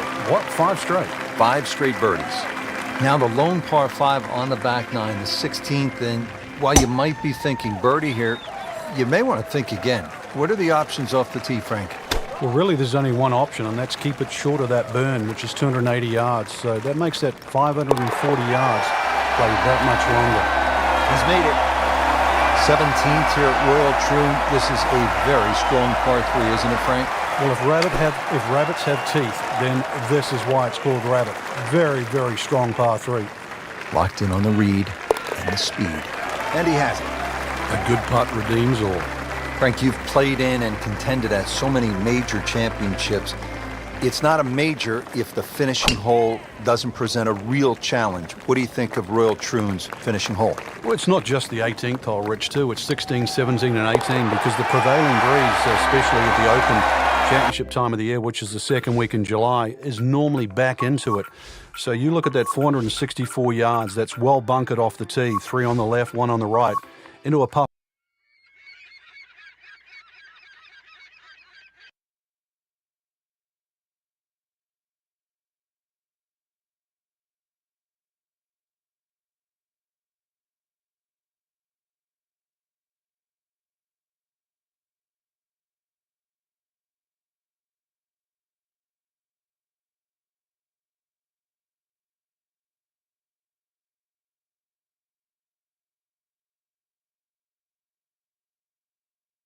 Coverage coming your way is presented by EA Sports and the PGA Tour.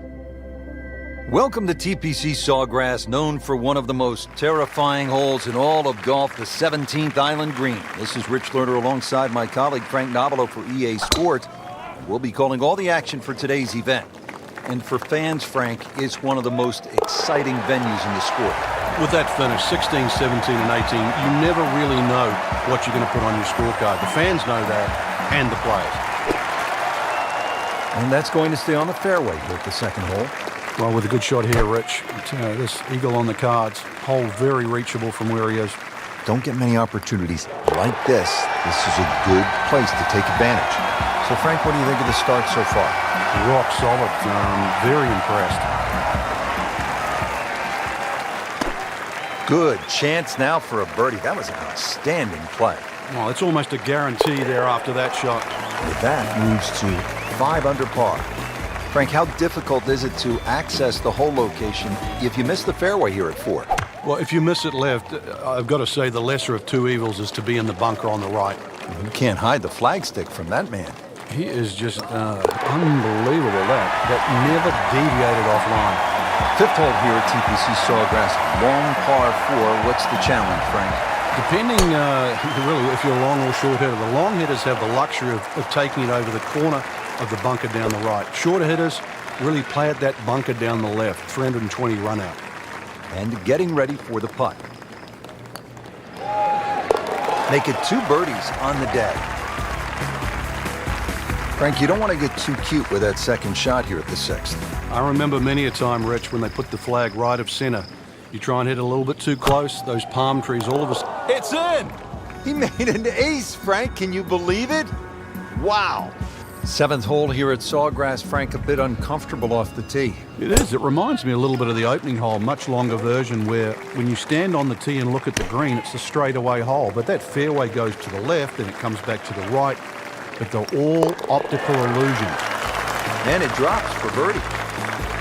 Frank, this is a hole that I really like. The 8th, 237-yard par 3, just a necklace of bunkers surrounding the green. What's the best approach? You come out through that chute or that hallway of trees there, and this being the longest of the 4 par 3s at TPC Sawgrass, the green actually plays much smaller than what it looks because of that narrow entry. Good strike, good lie, good chance to attack the pin. Setting up for the approach, this player in total command. Yeah, it's beautiful. The decision-making, club selections being spot on, but the execution, the swing, is really what I'm admiring right now. Well, that was a nearly flawless performance on the front side, but Frank, we know it's an 18-hole game, isn't it? That's right. Now's not the time to pat yourself on the back. What a display of power and precision off the tee. On the green here on the par 4, in 1. When you consider the length of that putt, it's a good putt. Well read. All right, hole number 11 here at the TPC Sawgrass, 558-yard, par 5. No shortage of options, no shortage of hazards, Frank. If there's one hole at TPC Sawgrass where you can literally leap out of your shoes, this is it. That is classy. They had a chance of going in. Continuing the putt with confidence. Frank, what's so much fun about TPC Sawgrass is the excitement that it generates for a fan and how many different holes there are. 12 is a good example. This is all over it. Dude, that! He just made an ace! And Frank, we always like when they have the hole location back left and that ball trickles down. Oh my goodness, Frank! I think that baby went in. All right, Frank, this one gets everybody's attention. 14th, 481 yards, par 4. It's not just the length of this hole. Water down the left, mounds to the right. This is it. You've got to buckle up here. Tee it up. This has to be your best swing. Terrific golf shot. And now, that for an easy birdie.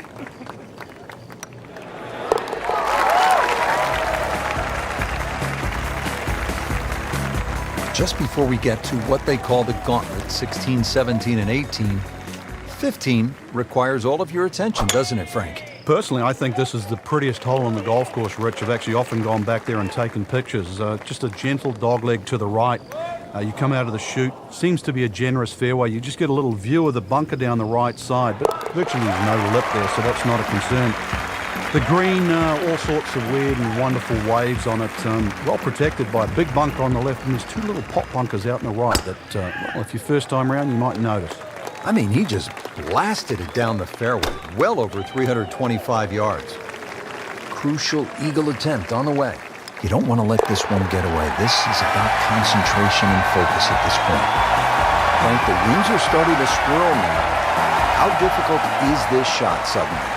Well, now it's a nightmare. You're looking at that spot in the middle of the green, and now you're guessing on the wind. And if you're guessing on a shot that's this short, everything can go wrong. So the thing is, do you really want to have it in the lap of the gods?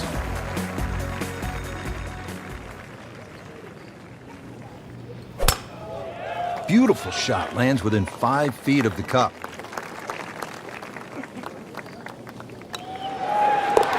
Just an amazing display. The records continue to fall. Frank, you have to like what you saw out there today. I certainly did. Swing is excellent right now. Stroke, there's nothing wrong with that. Really, just it's a case of getting out of your own way.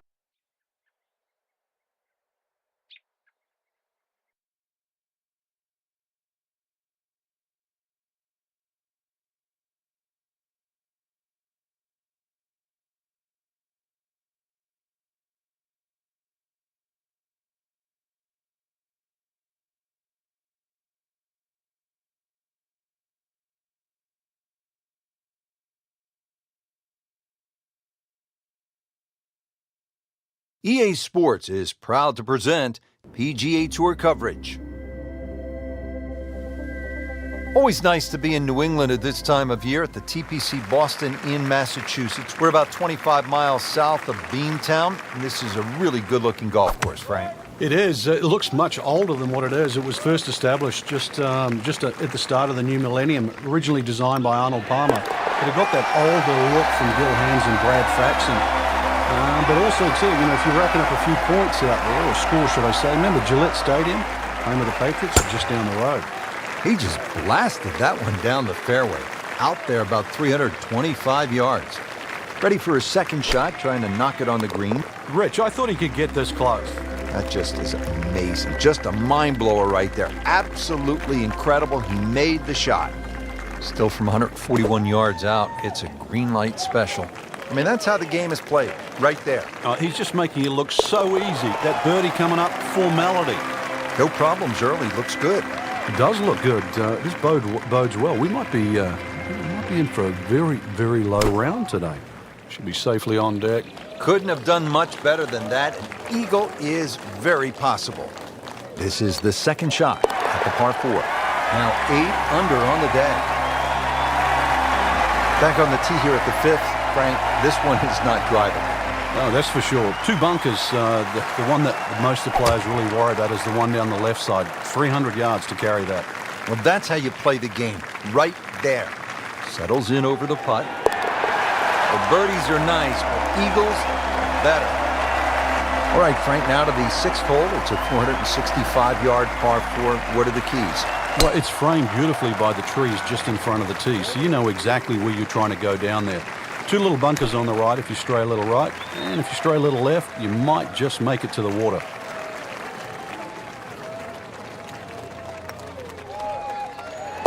You'll like the sound of this. 11 under par for the round. Frank, now a big par 5, the 7th hole. Yeah, there's an interesting feature on this par 5. About 100 yards short of the green is that huge cross bunker. So a good tee shot, that shouldn't be a problem. Stray a little, and then your mind is definitely on that.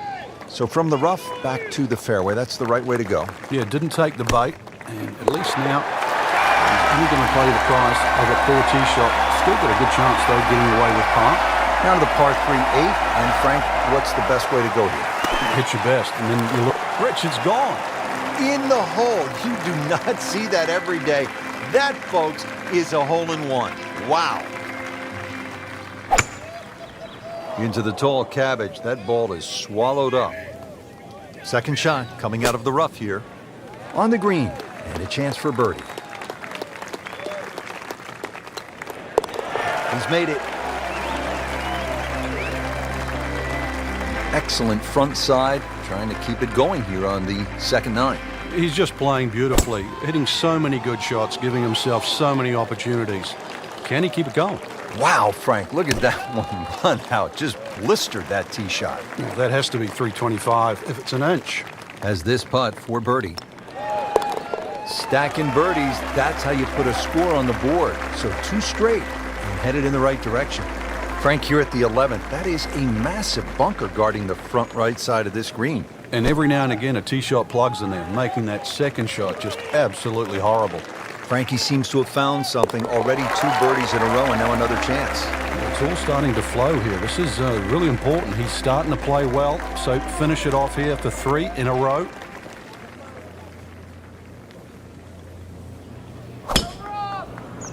Really good distance control there, playing well to his strengths. Not a gimme, but well within his range. And he has it. A good putt redeems all. Back-to-back par 4s here at TPC Boston, set to tee off Frank at the 13th. Nice big tee shot here. Once again, suits the long hitters. There's a little bit of a quarry that you've got to carry across. Frank, did you hear the sound of that coming off the club face? It was like a cannon. Chance to set himself up for a good scoring opportunity with his second shot here. Good chance now for a birdie. That was an outstanding play. Well, it's almost a guarantee there after that shot. Frank, the 14th, a shortish 495-yard hole. Only because it's downhill. If you can get that ball running down the fairway, then it certainly sets up a good second shot into this stout par 4. This could be a huge momentum swing here, Frank. Yeah, one more good swing, and he's going to have an eagle putt coming up. I know you don't want to get ahead of yourself, but there's one on the cards. Settled over the ball here at the 15th, 421 yards on this par 4. Uphill, you can see everything that you have to avoid. Find the green grass in between. Superb shot. Well, it's as good as it's going to get. There's going to be no worries about making that one. Frank, it's one thing to jumpstart your round. This would ignite the round. Yeah, you don't normally see 2 par 5s back-to-back, so the chances of having consecutive eagles is so rare. Frank, I think that went in. It's a what? It's a hole-in-one. He made an ace. That is unbelievable. Frank, the 17th here at TPC Boston underwent quite a radical change. Yeah, that renovation and that redesign that they did, it changed the character of the hole, but they still kept that big mound in the middle of the green. So that second shot is still punishing if you misjudge it. And players nursing a lead, they might want to think about playing it safe down the right side, but if you're trying to make up some ground, you could try to fly the church pews that divide the fairway into 2 sections, and that would give you a nice short wedge in. Yeah, give you a short wedge in, but really the risk, is it worth it? He has just hammered this drive here at the 18th, and now he is in a really good position to make a birdie here on the final hole. That is a tremendous shot right there. Touch and nerve. He had it all, and he has the bottom of the barrel.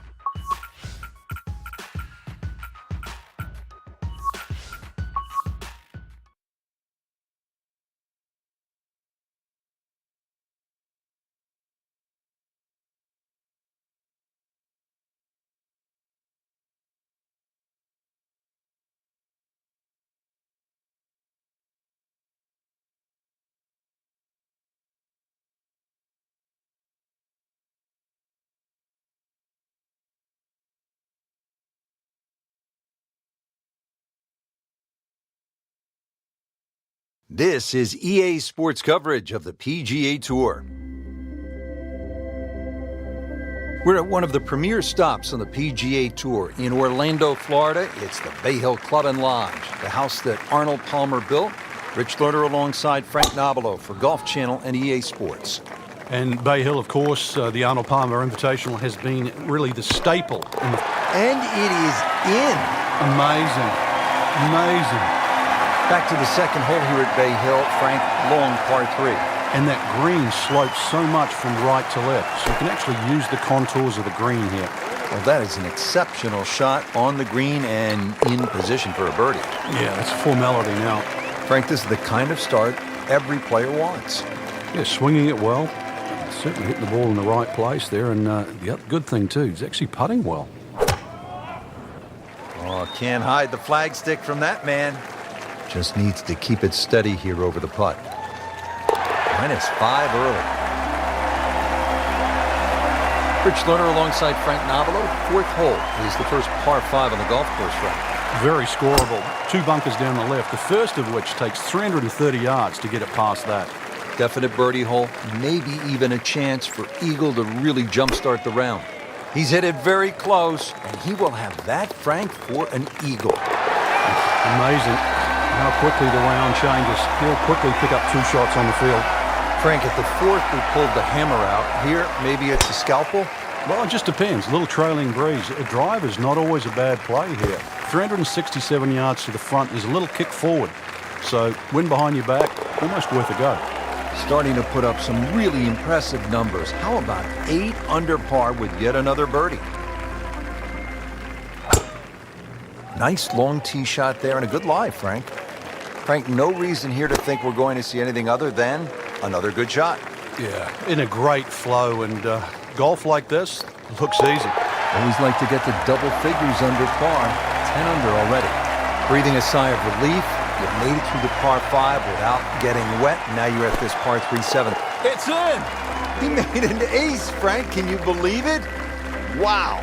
Getting ready to tee off here at the 8th. Frank, this hole has it all. Dogleg, bunkers, water. How do you successfully navigate it? It's such a pretty looking hole, Rich. That bunker down the left just sort of pops out and you see it.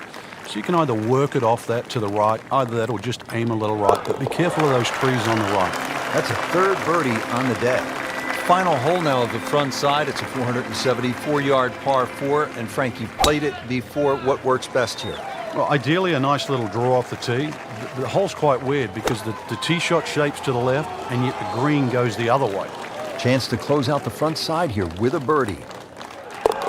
2 in a row. Right in it. Well, that was a nearly flawless performance on the front side, but Frank, we know it's an 18-hole game, isn't it? That's right. Now's not the time to pat yourself on the back. Frank, it hit the green, but just didn't have enough backspin. You wonder what he was thinking on that. Great shot out of the rough. He avoided all the troubles just to get that on the green. That was not an easy shot. He'll settle.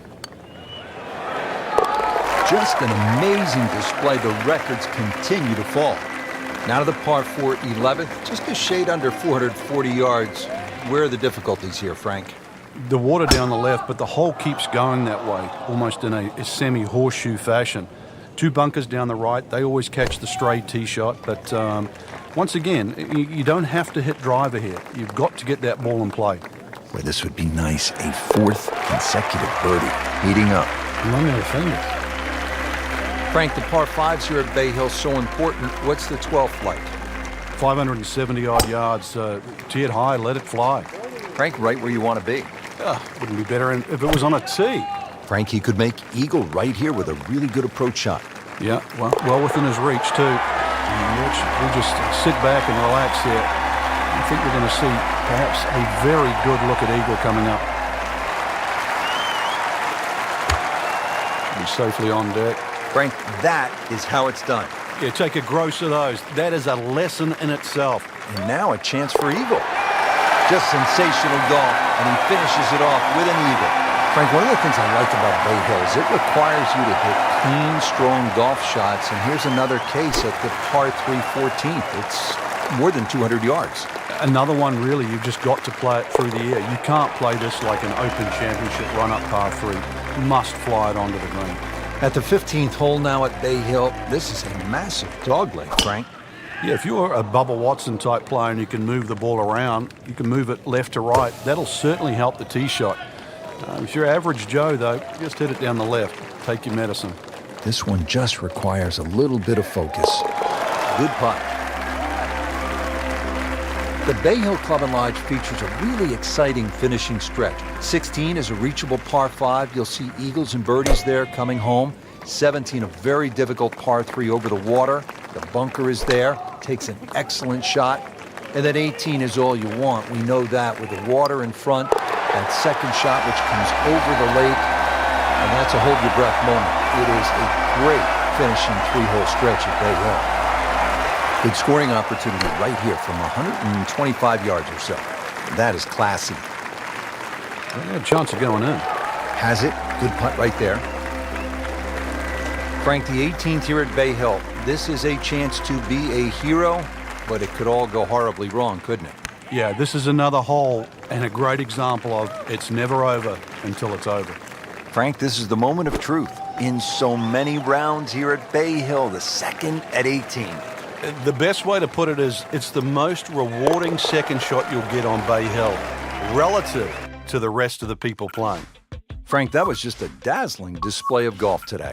It's amazing how a game at times it can be so hard and just absolutely.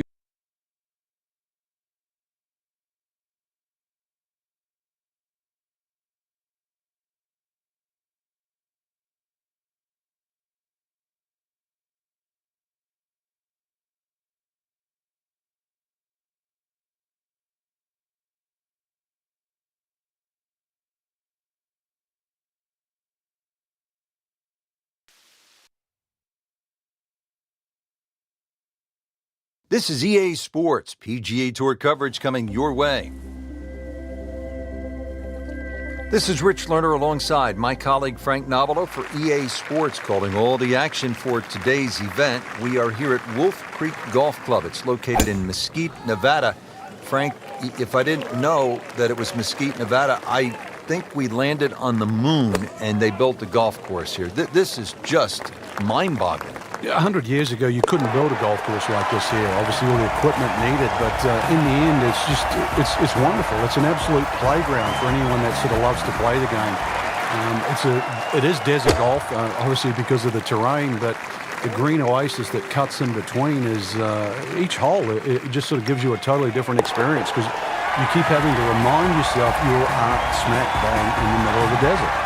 Now on to the first of the short holes here at Wolf Creek. Uphill shot, Frank? Yes, it's going to play a little longer because of that. Then it's 227 yards off the back tee. Hard to imagine you have a par 3 in amongst this desert. And really, that's all it is. Tee and green. There's not much in between. Well protected, as you can see by those bunkers. And this green a little smaller than what you'd like for a hole that's around that 230-yard mark. Seems to like it. Looks like it's headed for the green. Oh, just a superb shot. You're not going to see much better than that all day today. Now to the par 5 fifth hole. Cut it over the ridge here, Frank? Well, if you can, if you dare. And there is actually a stream here. I know we're in the middle of the desert, but if you can clear that stream, that's the main thing. This is a crazy-looking tee shot because it looks like you want to go down that canyon area, but if you don't know the exact distance you fly the ball, then you'll see you're going to be in lots and lots of problems. Those collection of 3 bunkers down the right side, as long as you can avoid that, then that second shot to this par 5, that's not overly long, it's just under 500 yards, is certainly reachable. Second shot will play uphill to a elevated green with, once again, 3 different levels. 2's always better than 1 when you're counting birdies in golf. Frank, a very short par 4 here at the 7th, but not one you're going to try to hit off the tee? No, unless you can fly the ball sort of 300 yards on the nose and stop it within sort of 5 or 6 yards, it's really too risky. This green is not very deep, just sort of 10 or 15 yards in depth. It's just a layup hole, but layup hole it simply doesn't mean grab a club and hit it down the fairway. The best way to play it is to try and hit the ball right on the number. And what I mean by number, I mean the full shot yardage for your second shot, even if that only is a sand iron. You can't hide the flagstick from that man. He is just unbelievable. That never deviated offline. Oh, man. Just pushed it. Boy, that hurts. He has this attempt for par. That is a solid par putt. Set to round out the front side here at Wolf Creek with a par 4. Fun hole for the big hitter, too. They can really take advantage of this. The last fairway bunker down there on the right side is just over 300 yards to get over it. And longer hitters could nearly drive it in the green side bunker on the right. So just tee it up there. You're playing desert golf for a reason. Enjoy it. Just have a little flick in here. Chance, too. Have a little birdie at the end of your front 9. Big swing right there. A great result. And now a chance for a big swing in momentum with an eagle coming up. Headed to rarefied territory already. 15 under par for the round. On to the 11th hole, we're looking downhill, 215 yards to the green. And this is one of the holes that you realize you're at Wolf Creek. You would never see this hole anywhere else in the world. It's amazing when you stand on this tee. You see all of the canyons around, but there is a little green area down there. surrounded by a couple of bunkers. It's a great-looking par 3. It measures 215 yards, very playable, and you never know, today might be the day where you make birdie. Crucial eagle attempt on the way. Settles in over the putt. Stroke that with authority. 13th hole, and Frank, Wolf Creek is really kind of a macho golf course because you can stand on a tee like this and say, you know what? I'm going to take this one over the mountains. And then, if you do, then you flip the coin. Is it in play or is it out of play? This is one hole. You just you realize you're in the middle of the desert, that's for sure. And one hole that you think, well, if I play this hole a couple of times, I might just get the hang of it. Oh, can't hide the flagstick from that man.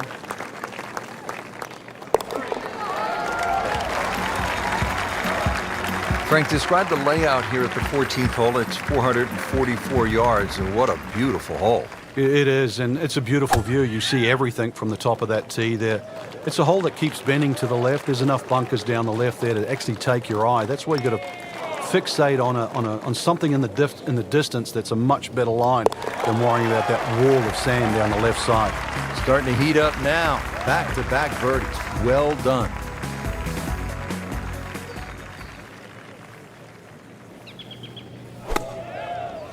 This is all over it. Dude, he just made an ace.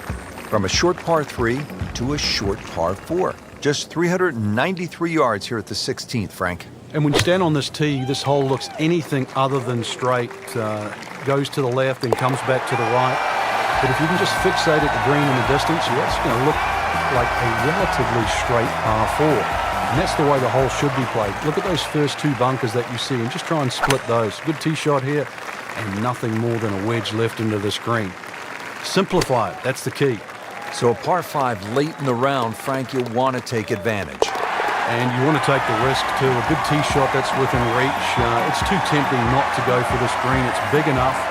But obviously, you've really got to try and forget all the trouble in front and around the right side of the screen and perhaps even long. But a par 5 that's reachable, especially this late in the round, who wouldn't want to have a go at this?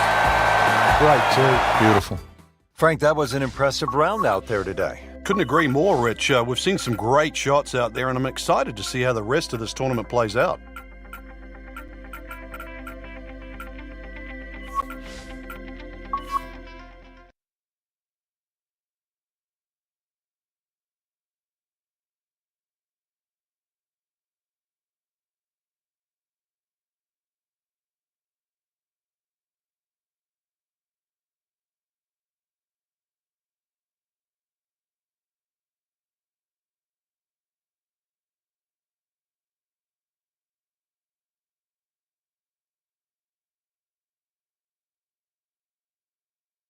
This is EA Sports. PGA Tour coverage coming up next. Welcome to Treasure Island, a masterful blend of challenge and playability. Always need to keep on the lookout for secret paths and twisted turns throughout the course.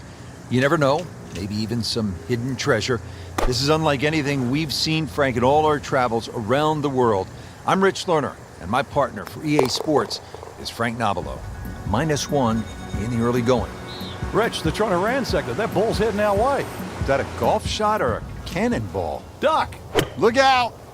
That will be a great look at birdie. Frank going for another birdie here. Just to get on a real roll. Well, how about this start? Birdie to open the round. Frank, now on to the third. It's a par 5, and this is a diabolical, even a dangerous hole. They call it Captain Hook, even though the hole does bend to the right. You've got to hug the coastline down the left. But there is a secret passage. They'll pay a little bit of a price for missing the fairway here, because from that rough, you cannot control the spin on the golf ball.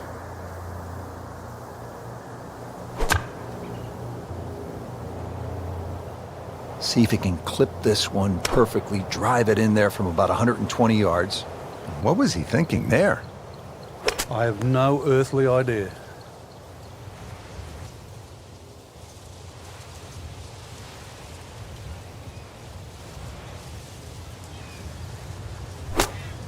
Miss hit, wrong club. What happened there, Frank? All of the above, maybe. It's a little bit of a head scratcher. Wasn't that hard a shot. Well, it's a big green. Just managed to get it smack bang in the middle of it.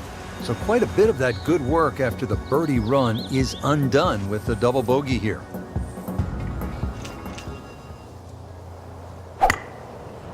Here we go. What a display of power and precision off the tee. On the green here on the par 4 in 1. So the short miss, and those are painful. Even par currently. Good putt, and now 1 under par. Well, this hole, Frank, is quite a design. Not a long hole, but there's trouble. There certainly is, but I would say this is a birdie hole for most. Short par 4. Good tee shot's just going to leave you a little pitch in there. A lot of little features along the way, but really just keep it between the skull on the right and the mountain on the left. See, but that could be distracting, the skull rock formation on the right. Well, just don't skull your tee shot. Stacking them and racking them. 6th hole now at Treasure Island, Frank. This is a severe downhill par 4. A series of tee boxes here to play, but you're right, Rich. Just sort of tee it up there, let that ball float a little further because of the downhill. Tee shot wants to be left of that huge needle rock to the player's right. And from there, once again, you're not... Oh, without a doubt, that will be on the highlight reel later tonight. Excellent shot. Here's the second par 5 on the front 9. It's the 7th. Frank, what's the strategy here? What a hole. I think when you stand on this tee, you really have to accept the fact that it's going to take you 3 shots to get here, no matter how good you are. Not really worth the go, because you'd have to hit some sort of monumental second shot that got up very, very quickly. And chances are you won't get a flat lie on this fairway. It is anything other than straight and anything other than level. Very well done. Almost made it. Yeah, there'll be no stress for the next one. Boy, that's nice. How about a fistful of birdies? 8th hole's a par 3, Frank, with a most unusual green. I'm really cross at this hole, Rich. Oh my goodness, Frank. I think that baby went in. Frank, what's a good pirate design without a mermaid on a hole?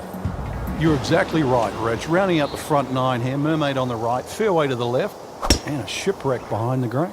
Certainly had enough power, just didn't have any touch. Ball sitting down here in the rough, he's digging in. Chance to close out the front side here with a birdie. Been pretty good all day from this distance, just trying to take care of business. Just an amazing display. The records continue to fall. Excellent front side, trying to keep it going here on the second 9. He's just playing beautifully, hitting so many good shots, giving himself so many opportunities. Can he keep it going? Second shot. Frank, you've just hit one in the water. You don't want to compound the mistake. What's the mindset here? This one right here, you've got to forget that big blue oasis in front of you. So the previous shot into the drink, this now the 4th shot. Every once in a while you're reminded this is a pretty hard game. That was evidence.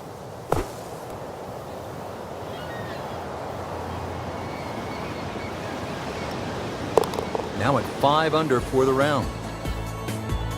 Frank, you and I have done commentary in golf all over the world. Have you ever seen a par 5 anything like this one? No, I haven't, Rich, and I don't think I ever will again either. Treasure Island, there's only one of them, that's for sure, and there's only one hole like the 11th there. 5 different fairways to choose from. 5? 5, and it depends on your level of ability and how bold you are. Another little bit of fairway up there, well, if you can't reach this par 5 and 2.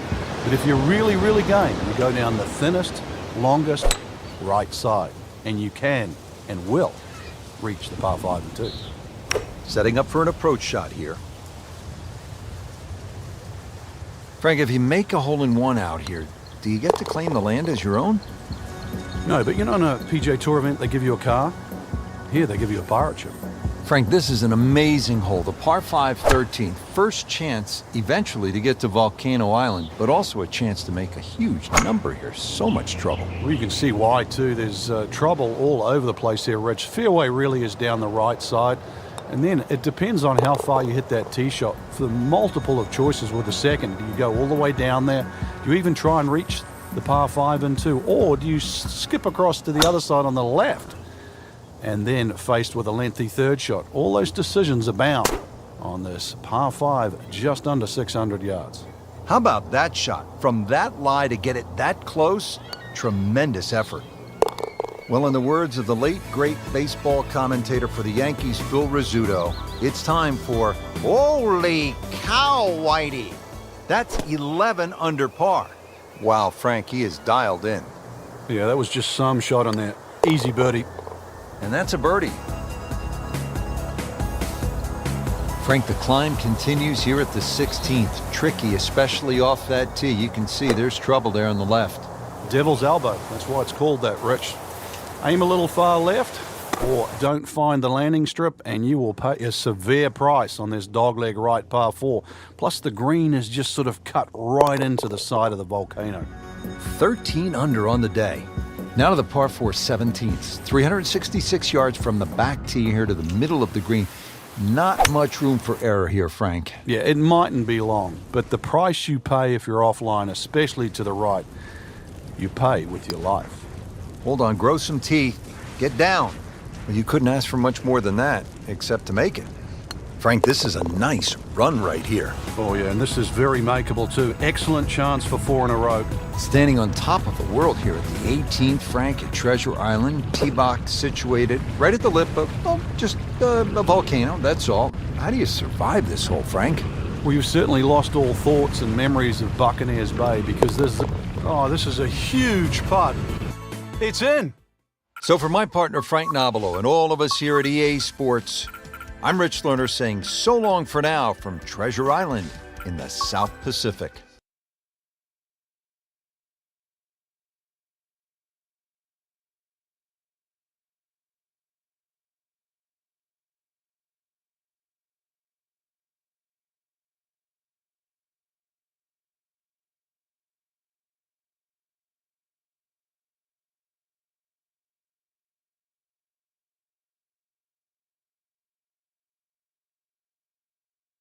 Presented by EA Sports in association with the PGA Tour. Hello again and welcome, Rich Lerner, alongside my friend and colleague Frank Nobilo. We are along the Paracel Island. Rich, it's gone. In the hole. You do not see that every day. That, folks, is a hole-in-one. Wow. By my reckoning, we have 140 yards left. That is an excellent play right there. The approach, giving him another good look. Not a gimme, but well within his range. Frank, this is the kind of start every player wants. Yeah, swinging it well. Certainly hitting the ball in the right place there. And the other good thing, too, he's actually putting well. Just a beautiful approach shot. Frank, this would be a nice way to jumpstart the round. Yeah, his momentum can quickly go in the right direction if he makes this. Drops another birdie and moves to 4 under on the day. Now to the next hole. This one is a long shot. Needs the heavy artillery on this. Well, we've got to go over the solar panels and the radio tower. This, the longest par 3 so far on the golf course. Beach between the radar tower and the green. Trees adorn this as well. You're a little too long, you'll be surfing. Well, that is an exceptional shot on the green and in position for a birdie. Yeah, that's a formality now. Back-to-back birdies and 6 under par. Frank, here at the 6th, a really fascinating hole. It is mid sort of 200 yards, shared greens, a bit like St. Andrews. But because you're hitting it over an island, you're almost going to have to parachute this tee shot in here and get it to land softly. There's a lot of things going on behind to the left and the side. It's like a little village that you're heading into. Hopefully you don't need a passport. What a great shot. Right next to the hole. It's about 5 feet. No, there can't be. 6 in a row? This would be 6 in a row. Starting to lose count. 1, 2, 3, 4, 5, 6 birdies today. Wow. Hoping to get this up and down here, Frank, at the par 3 after missing the green. Yeah, it's not all bad. Second shot. That is professional with a capital P right there. That's stealing. Frank, it's been a real battle out here so far on the front 9. Let's finish it off in style here. There's a great view just slightly right of the 9th green. Look out. Now, that's full of people. You might get the appropriate applause, maybe even a standing ovation, at least a salute. 150 yards approximately to that flag, but you have to be precise. And let's see how precise you can be. Good effort and good par putt. Well, that was a nearly flawless performance on the front side, but Frank, we know it's an 18-hole game, isn't it?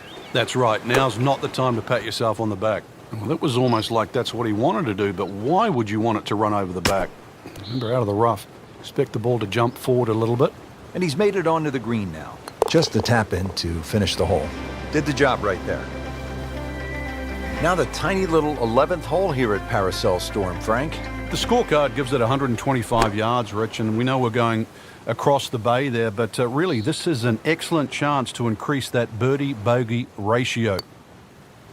Well, Frank, it's our job to get excited. You can't when you leave it short, though. I'm sad. He's making my job hard. 9 under for the round. Frank, this is a daunting tee shot, isn't it? This has to be hit perfectly. What a display of shot making this has been, Frank. That incredible approach shot there. The easiest of birdies coming up. Well, there's impressive, and then there's mind-boggling. We're at mind-boggling now. 10 under par. Oh, a sensational shot right there, Frank. Oh, you start beating your chest after a shot like that. That's the best we've seen into this hole to date. Let the birdie blitz begin. Frank, here at the 14th, not a long hole, but not a big green either. It almost lulls you into that false sense of security. You just see the green, it stands up like an old sand dune. The beach around doesn't seem to be that problematic. A few trees behind, really, they just give you a nice line. But beware of what looks straightforward. Looks sort of like a deserted island, Frank. How tough is this going to be now from the rough, Frank? Oh, it's tough to say, Rich. I mean, so much is going to depend on that lie. I'm going to need a little bit of luck. Coming out of the rough and right up next to the hole. This one just requires a little bit of focus. Well, no problems there. Yeah, keeps the round going, keeps the momentum on his side. Frank, coming to the closing stretch here at Paracel Storm in the South China Sea, the 16th hole, you look out over the expanse of this land with those solar panels, the battleships that are ruined. It's pretty evident we're not at Daddy's Country Club, are we? No, that's for sure. Those solar panels. No, Rich, that was a huge part. You don't expect to make them from that distance. Now to the 17th hole, and as we come to the end of this round, you salute the players because they're out there carrying not only their golf clubs, but the med kits and the meal packs, because this is no ordinary golf course. You have to be on alert, high guard all the time. Good putt. Frank, the job is almost complete here at the 18th hole, and a good job at that, as we have seen some spectacular golf here at Paracel Storm in the South China Sea. Just one more battle ahead, the difficult 18th. Should they succeed, then I think they're worthy of a salute. Well, there's an opportunity wasted. Just knocking in for a par, and let's forget about this one. Golf is not about perfect, but it is going to hurt the cause.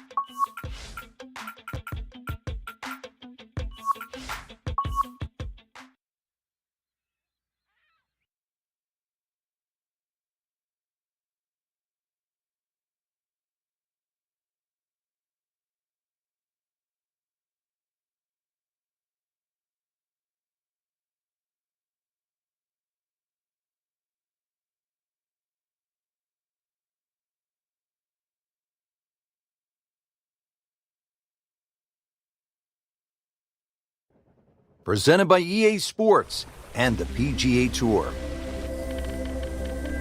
Take a look at this site. Is it for real?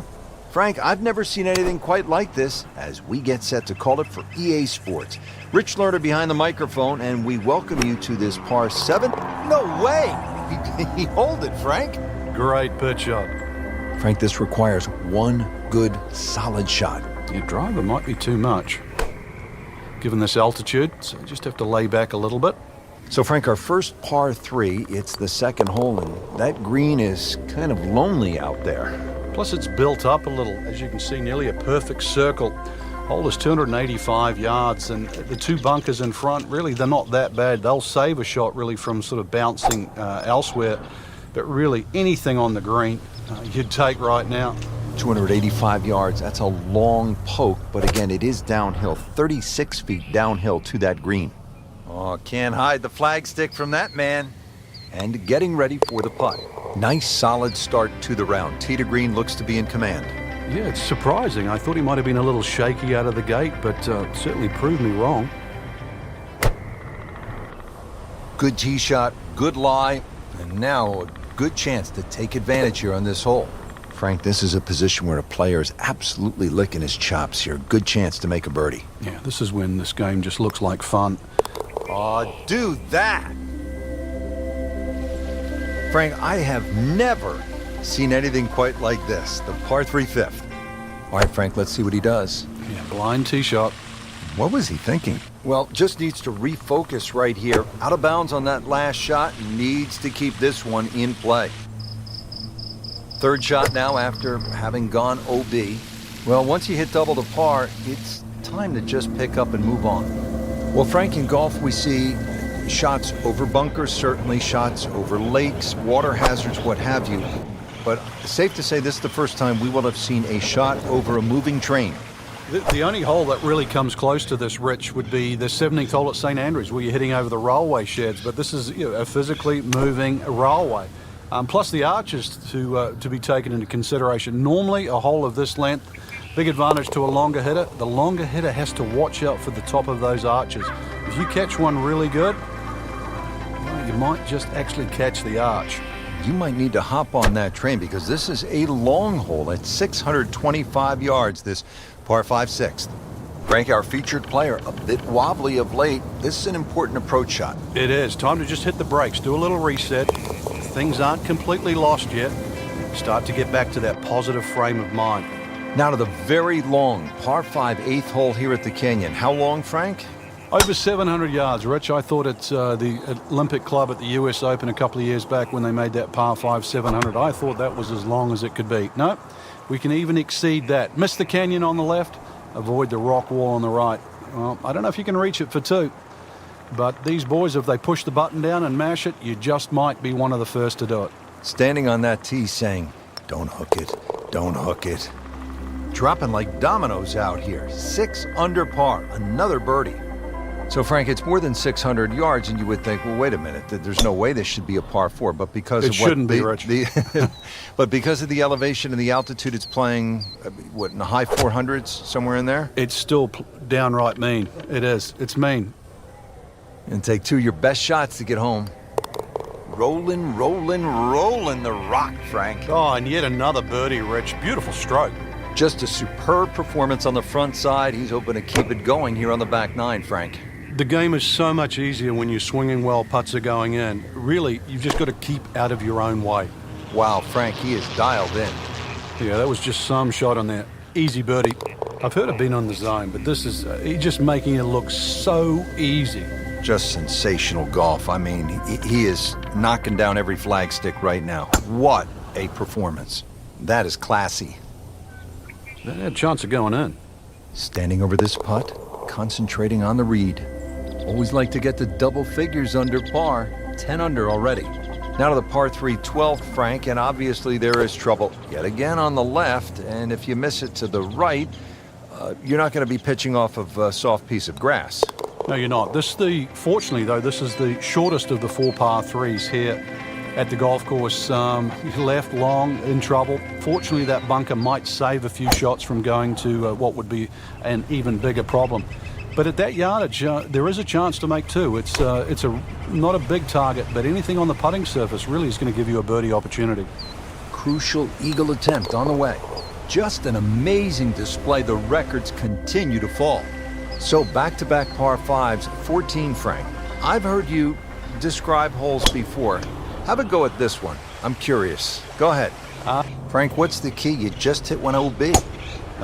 Somehow forget what's just happened. Otherwise, the same thing's liable to happen.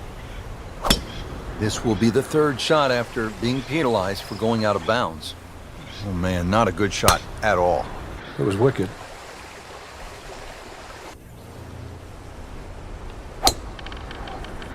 That's a big number, a big mistake. 5 over par on this hole alone. Time to pick it up and move on. This is the par 4 15th, and again, just a spectacular backdrop here, Frank. Well, there's the player's view there. You can just use the mountain with a little boulder on top, really. It's a great line. You can see the big rock crop on the right. That's really protects the right side of the fairway. See, the more you look at it, the more complicated it gets. So really you want to simplify it. Just straight down there at the tall rock crop. That's your line. Hit it far enough down there, you will have a full view of the green for your second shot. A little short, you might have to get a different line. Well, he pays a price for that. Yeah, when you don't see the top of the ball in the rough, you know it's not sitting pretty. You'll need a bit of force to extract one out of there. So missed the fairway, and now he's back where he needs to be. Yeah, minimize the problems. Frank, you like his chances to walk away with a par here? Well, with a good shot, Rich, yeah, that's certainly on the cards in that. And you think you just write a par down at the end of the hole, don't tell anyone about it. It certainly won't affect the scorecard at the end of the day. So that's the goal right here. Wow, Frank, look at that one run out. Just blistered that tee shot. Well, that has to be 325 if it's an inch. On the green in regulation. Continues to amaze, yet another birdie, and what a day it's been. So we've come to the finishing hole, and it is a par 3. And Frank, you think about bucket list golf courses, the old course at St. Andrews, TPC Sawgrass with the 17th, the Island Green, Pebble Beach, Augusta National. This one certainly has to be on anybody's list before their days are done. It is, and the only thing really crazier for this hole is if they actually stuck it out there on a little sliver of land out there on top of the Colorado River. But wonderful way to finish what's been a good day. Long par 3.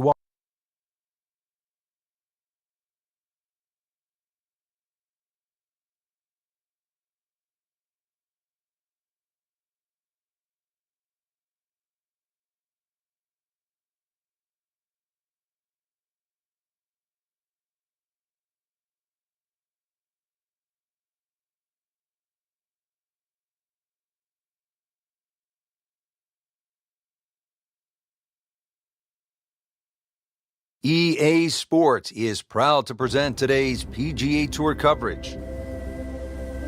Hello again and welcome. Rich Lerner alongside my colleague Frank Nobilo here today calling the action from the cliffs at Lighthouse Point. And Frank, this course features some breathtaking scenery. It certainly does, Rich. Changes of elevation, and it's in phenomenal shape. We've got to send our thanks out to the superintendent, Peyton Duncan, who's got the course exactly primed. You should enjoy it. You should enjoy the views. Take your camera as well. This is very scenic up in New England. That will be a great look at birdie. Settles in over the putt. Frank, this is the kind of start every player wants. Yeah, swinging it well. Certainly hitting the ball in the right place there. And, yep, good thing, too. He's actually putting well. Well, now it's right in his wheelhouse. Good position where he can attack the pin. Yeah, he has all those options now. That ball's sitting up. You can bring it in high. You can bring it in low. The choice is yours. Well, hello there. Huge bonus making that one. Fourth hole is 411 yards, par 4. And Frank, this is the kind of hole where you want to pull out the cell phone and take a few pictures. The views are absolutely stunning. Long drive, but a bad lie. Wicked. Playing this par 4, still not on the green after that second shot. But still not done. A good third shot. Maybe get away here with par. Not a gimme, but well within his range. Well, that was a good-looking putt, just not falling right now. Sadly, he's going to be disappointed. That puts them at 4 under for the round. Now the fifth hole, par 4, 481 yards. Find the fairway, and it's a fairly generous one. And you should have a shot where you want a nice lofted one over that front bunker to land softly on the green. Second shot coming out of the rough here. Frank, not close, but from that lie, not bad. Oh, that's excellent. Seriously, given the conditions, Rich. Whoa, whoa. Well, there's an opportunity wasted. Just knock it in for a par, and let's forget about this one. Golf is not about perfect, but it is going to hurt the course. Par 3 sixth is relatively short, 198 yards, Frank. But this one, really, you've got to go airborne here. That bunker that protects the left side and front, you've got to carry that and get it to land soft so it doesn't skip through the back of the screen.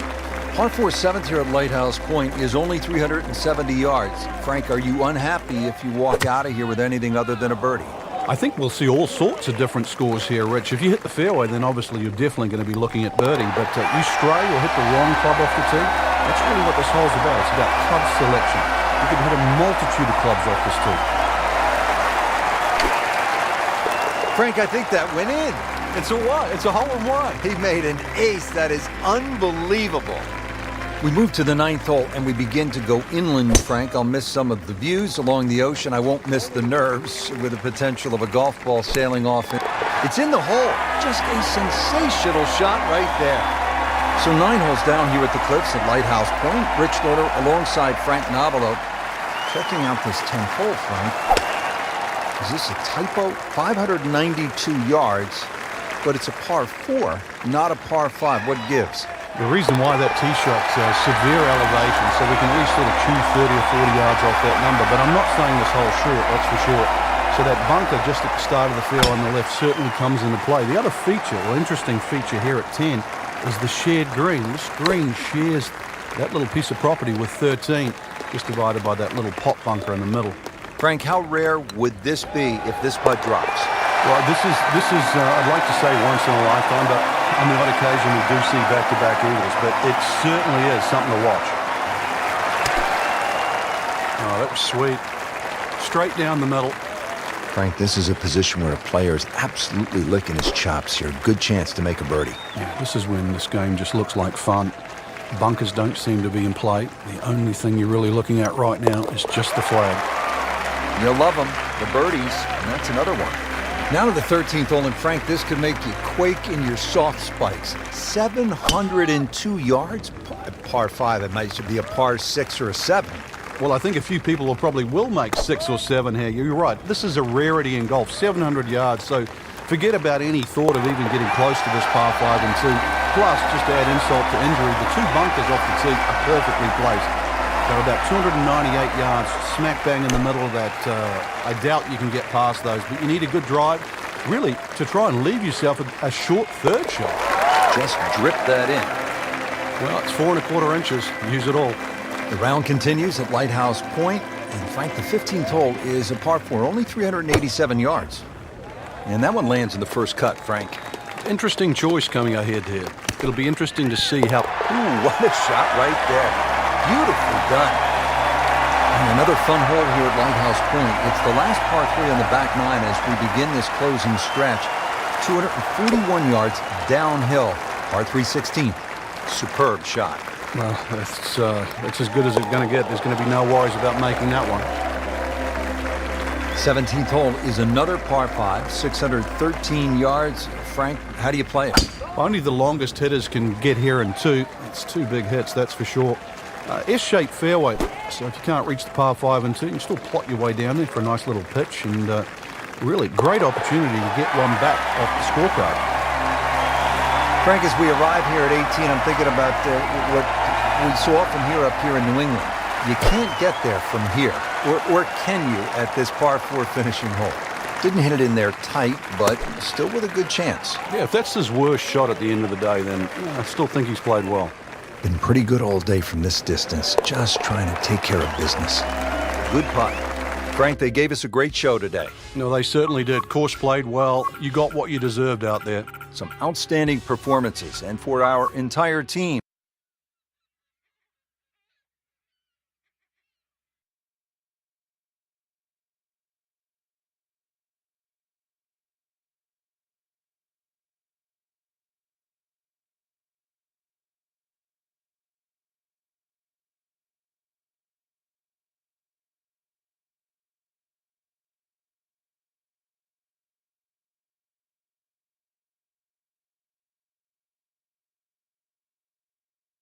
This is EA Sports coverage of the PGA Tour. Hello again and welcome. Rich Loader alongside my colleague Frank Nobilo for EA Sports. Getting set to go at the Wetlands Golf and Country Club. We're located along the St. Johns River in the great state of Florida. I mean, he just blasted it down the fairway, well over 325 yards. Well, with a good shot here, Rich. This eagle on the cards, hole very reachable from where he is. Don't get many opportunities like this. This is a good place to take advantage. So, 2 under early on. Strong par 5 to start, followed by a good par 3. The second hole is 225 yards. 2 bunkers, Rich, when you look at this par 3. In between is a nice corridor. And that's really the line that you want to be looking at going at this par 3. Just thread the gap, and you should safely find the green. He makes a great pass at the golf ball. It's powerful, but it's rhythmic at the same time. And he's set up for his second shot here, looking to knock it on the green. Well, that's how you play the game, right there. Drops another birdie and moves to 4 under on the day. Par 3 fourth, 250 yards, and you tee off just in front of the swamp, so golf cart's not going to get you to the green here, is it, Frank? No, it might need an airboat to go across that. Well, Rich, if he can make this one, add it to that string of birdies. And generating some momentum now. Now to the 5th hole here at the Wetlands. Par 5, 635 yards. A lot going on here, Frank. The shorter hitters don't really worry about the swampland on the left because it really only cuts in to worry the longer hitters if you want to try and reach this par 5 and 2. So shorter hitters, 2 good shots, set up a wedge shot. Longer hitters, are you straight enough to hit it into the narrowest part of the fairway? This one just requires a little bit of focus. Rich, how can you leave an eagle putt short? Well, you can't. I mean, that's The one, embarrassing. you can leave a par putt, birdie putt, an eagle putt. Might want to just shut the game down and quit playing. Drivable par 4, not for most in this field, but for this guy, yes, he has just... Wow, I can't believe he found the cup on that one. Clean up on aisle 5. Frank, now we get a crack at another par 5. The 7th is 592 yards. It's certainly reachable, especially with a tee shot that follows the shape of this fairway, which is slightly to the left. Good tee shot, you can get home. And those bunkers, if anything, are nicely placed on that left side of the green, actually to protect the shot that goes too far or too left. 8th hole here at the Wetlands, par 3, 203 yards. You like this hole, Frank? I do, actually, but you have to have a little look at your yardage book because that front bunker will make this hole look a little shorter to the eye than actually what it plays. Green gets a little narrow as it gets deeper, but flat and, well, I wouldn't say easy. 3 here, not too bad. Finishing up the front side here at the Wetlands Golf and Country Club with a par 5, 621 yards. He has put himself in an excellent position with a beautiful tee shot. And now a good look at the green. Excellent shot to within 10 feet. Shouldn't be a problem here, but not a formality either. Knocking down all the shots today, now 13 under.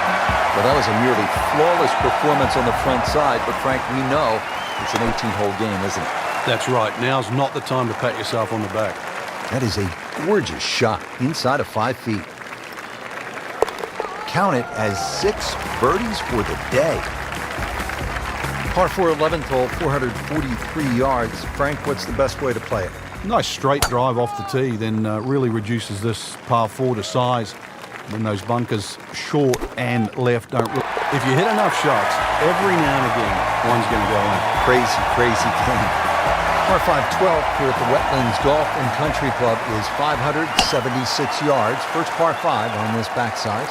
Stepping up to the tee at the first par 5 on this back 9. It's the 12th, and it is 576 yards. Yeah, this hole bends to the right, opposite direction to what 11 does. A good tee shot, and you can actually think about reaching this par 5 and 2, but anything around the front or front left, still going to leave a relatively simple pitch shot.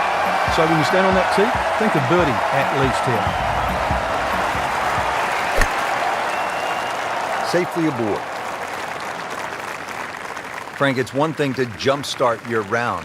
This would ignite the round. Yeah, you don't normally see 2 par 5s back-to-back, so the chances of having consecutive eagles is so rare. 130 yards out. On the green, and looking at a birdie opportunity. This from 7 feet. Continues to amaze, yet another birdie, and what a day it's been. Final par 5 on the backside here at the Wetlands. It's 590 yards. Which is really a tempting yardage. A good tee shot, perhaps think of reaching the par 5 and 2. But this green well protected by 3 bunkers, 2 on the left side and 1 short right. But fortune favors the brave. At least that's what I was told. Here's a putt for eagle. Just an amazing display. The records continue to fall. Moving to the 16th hole here at the Wetlands, 455-yard par 4, and you can see, Frank, that green is heavily guarded. And consequently, you're really going to have to judge that second shot. Know your yardage, and also good strikes required to safely keep the ball on the putting surface. Another good swing, another good approach shot. Getting set now over the putt. Oh, yeah, he's made it for a birdie. Here we go at the 17th. It's a par 3, and it takes one good strike. That's what you like about par 3s of this length, Frank. 238 yards. Can't fake it here. You certainly can't, and that green just shapes a little bit to the player's right. So the best shot to hit in here would be a little draw. And that is also the avenue provided by those two bunkers. One short left and the other one back right. Oh, can't hide the flagstick from that man. Second shot. He's made it. And that wraps up another great day of golf here at the Wetlands Golf and Country Club. Frank, I really enjoyed that. I enjoyed the gator bites as well at the end of the day, Rich. Some good golf to be had. Florida's always fun, playing on the Bermuda grass. And once again, shout out to the superintendent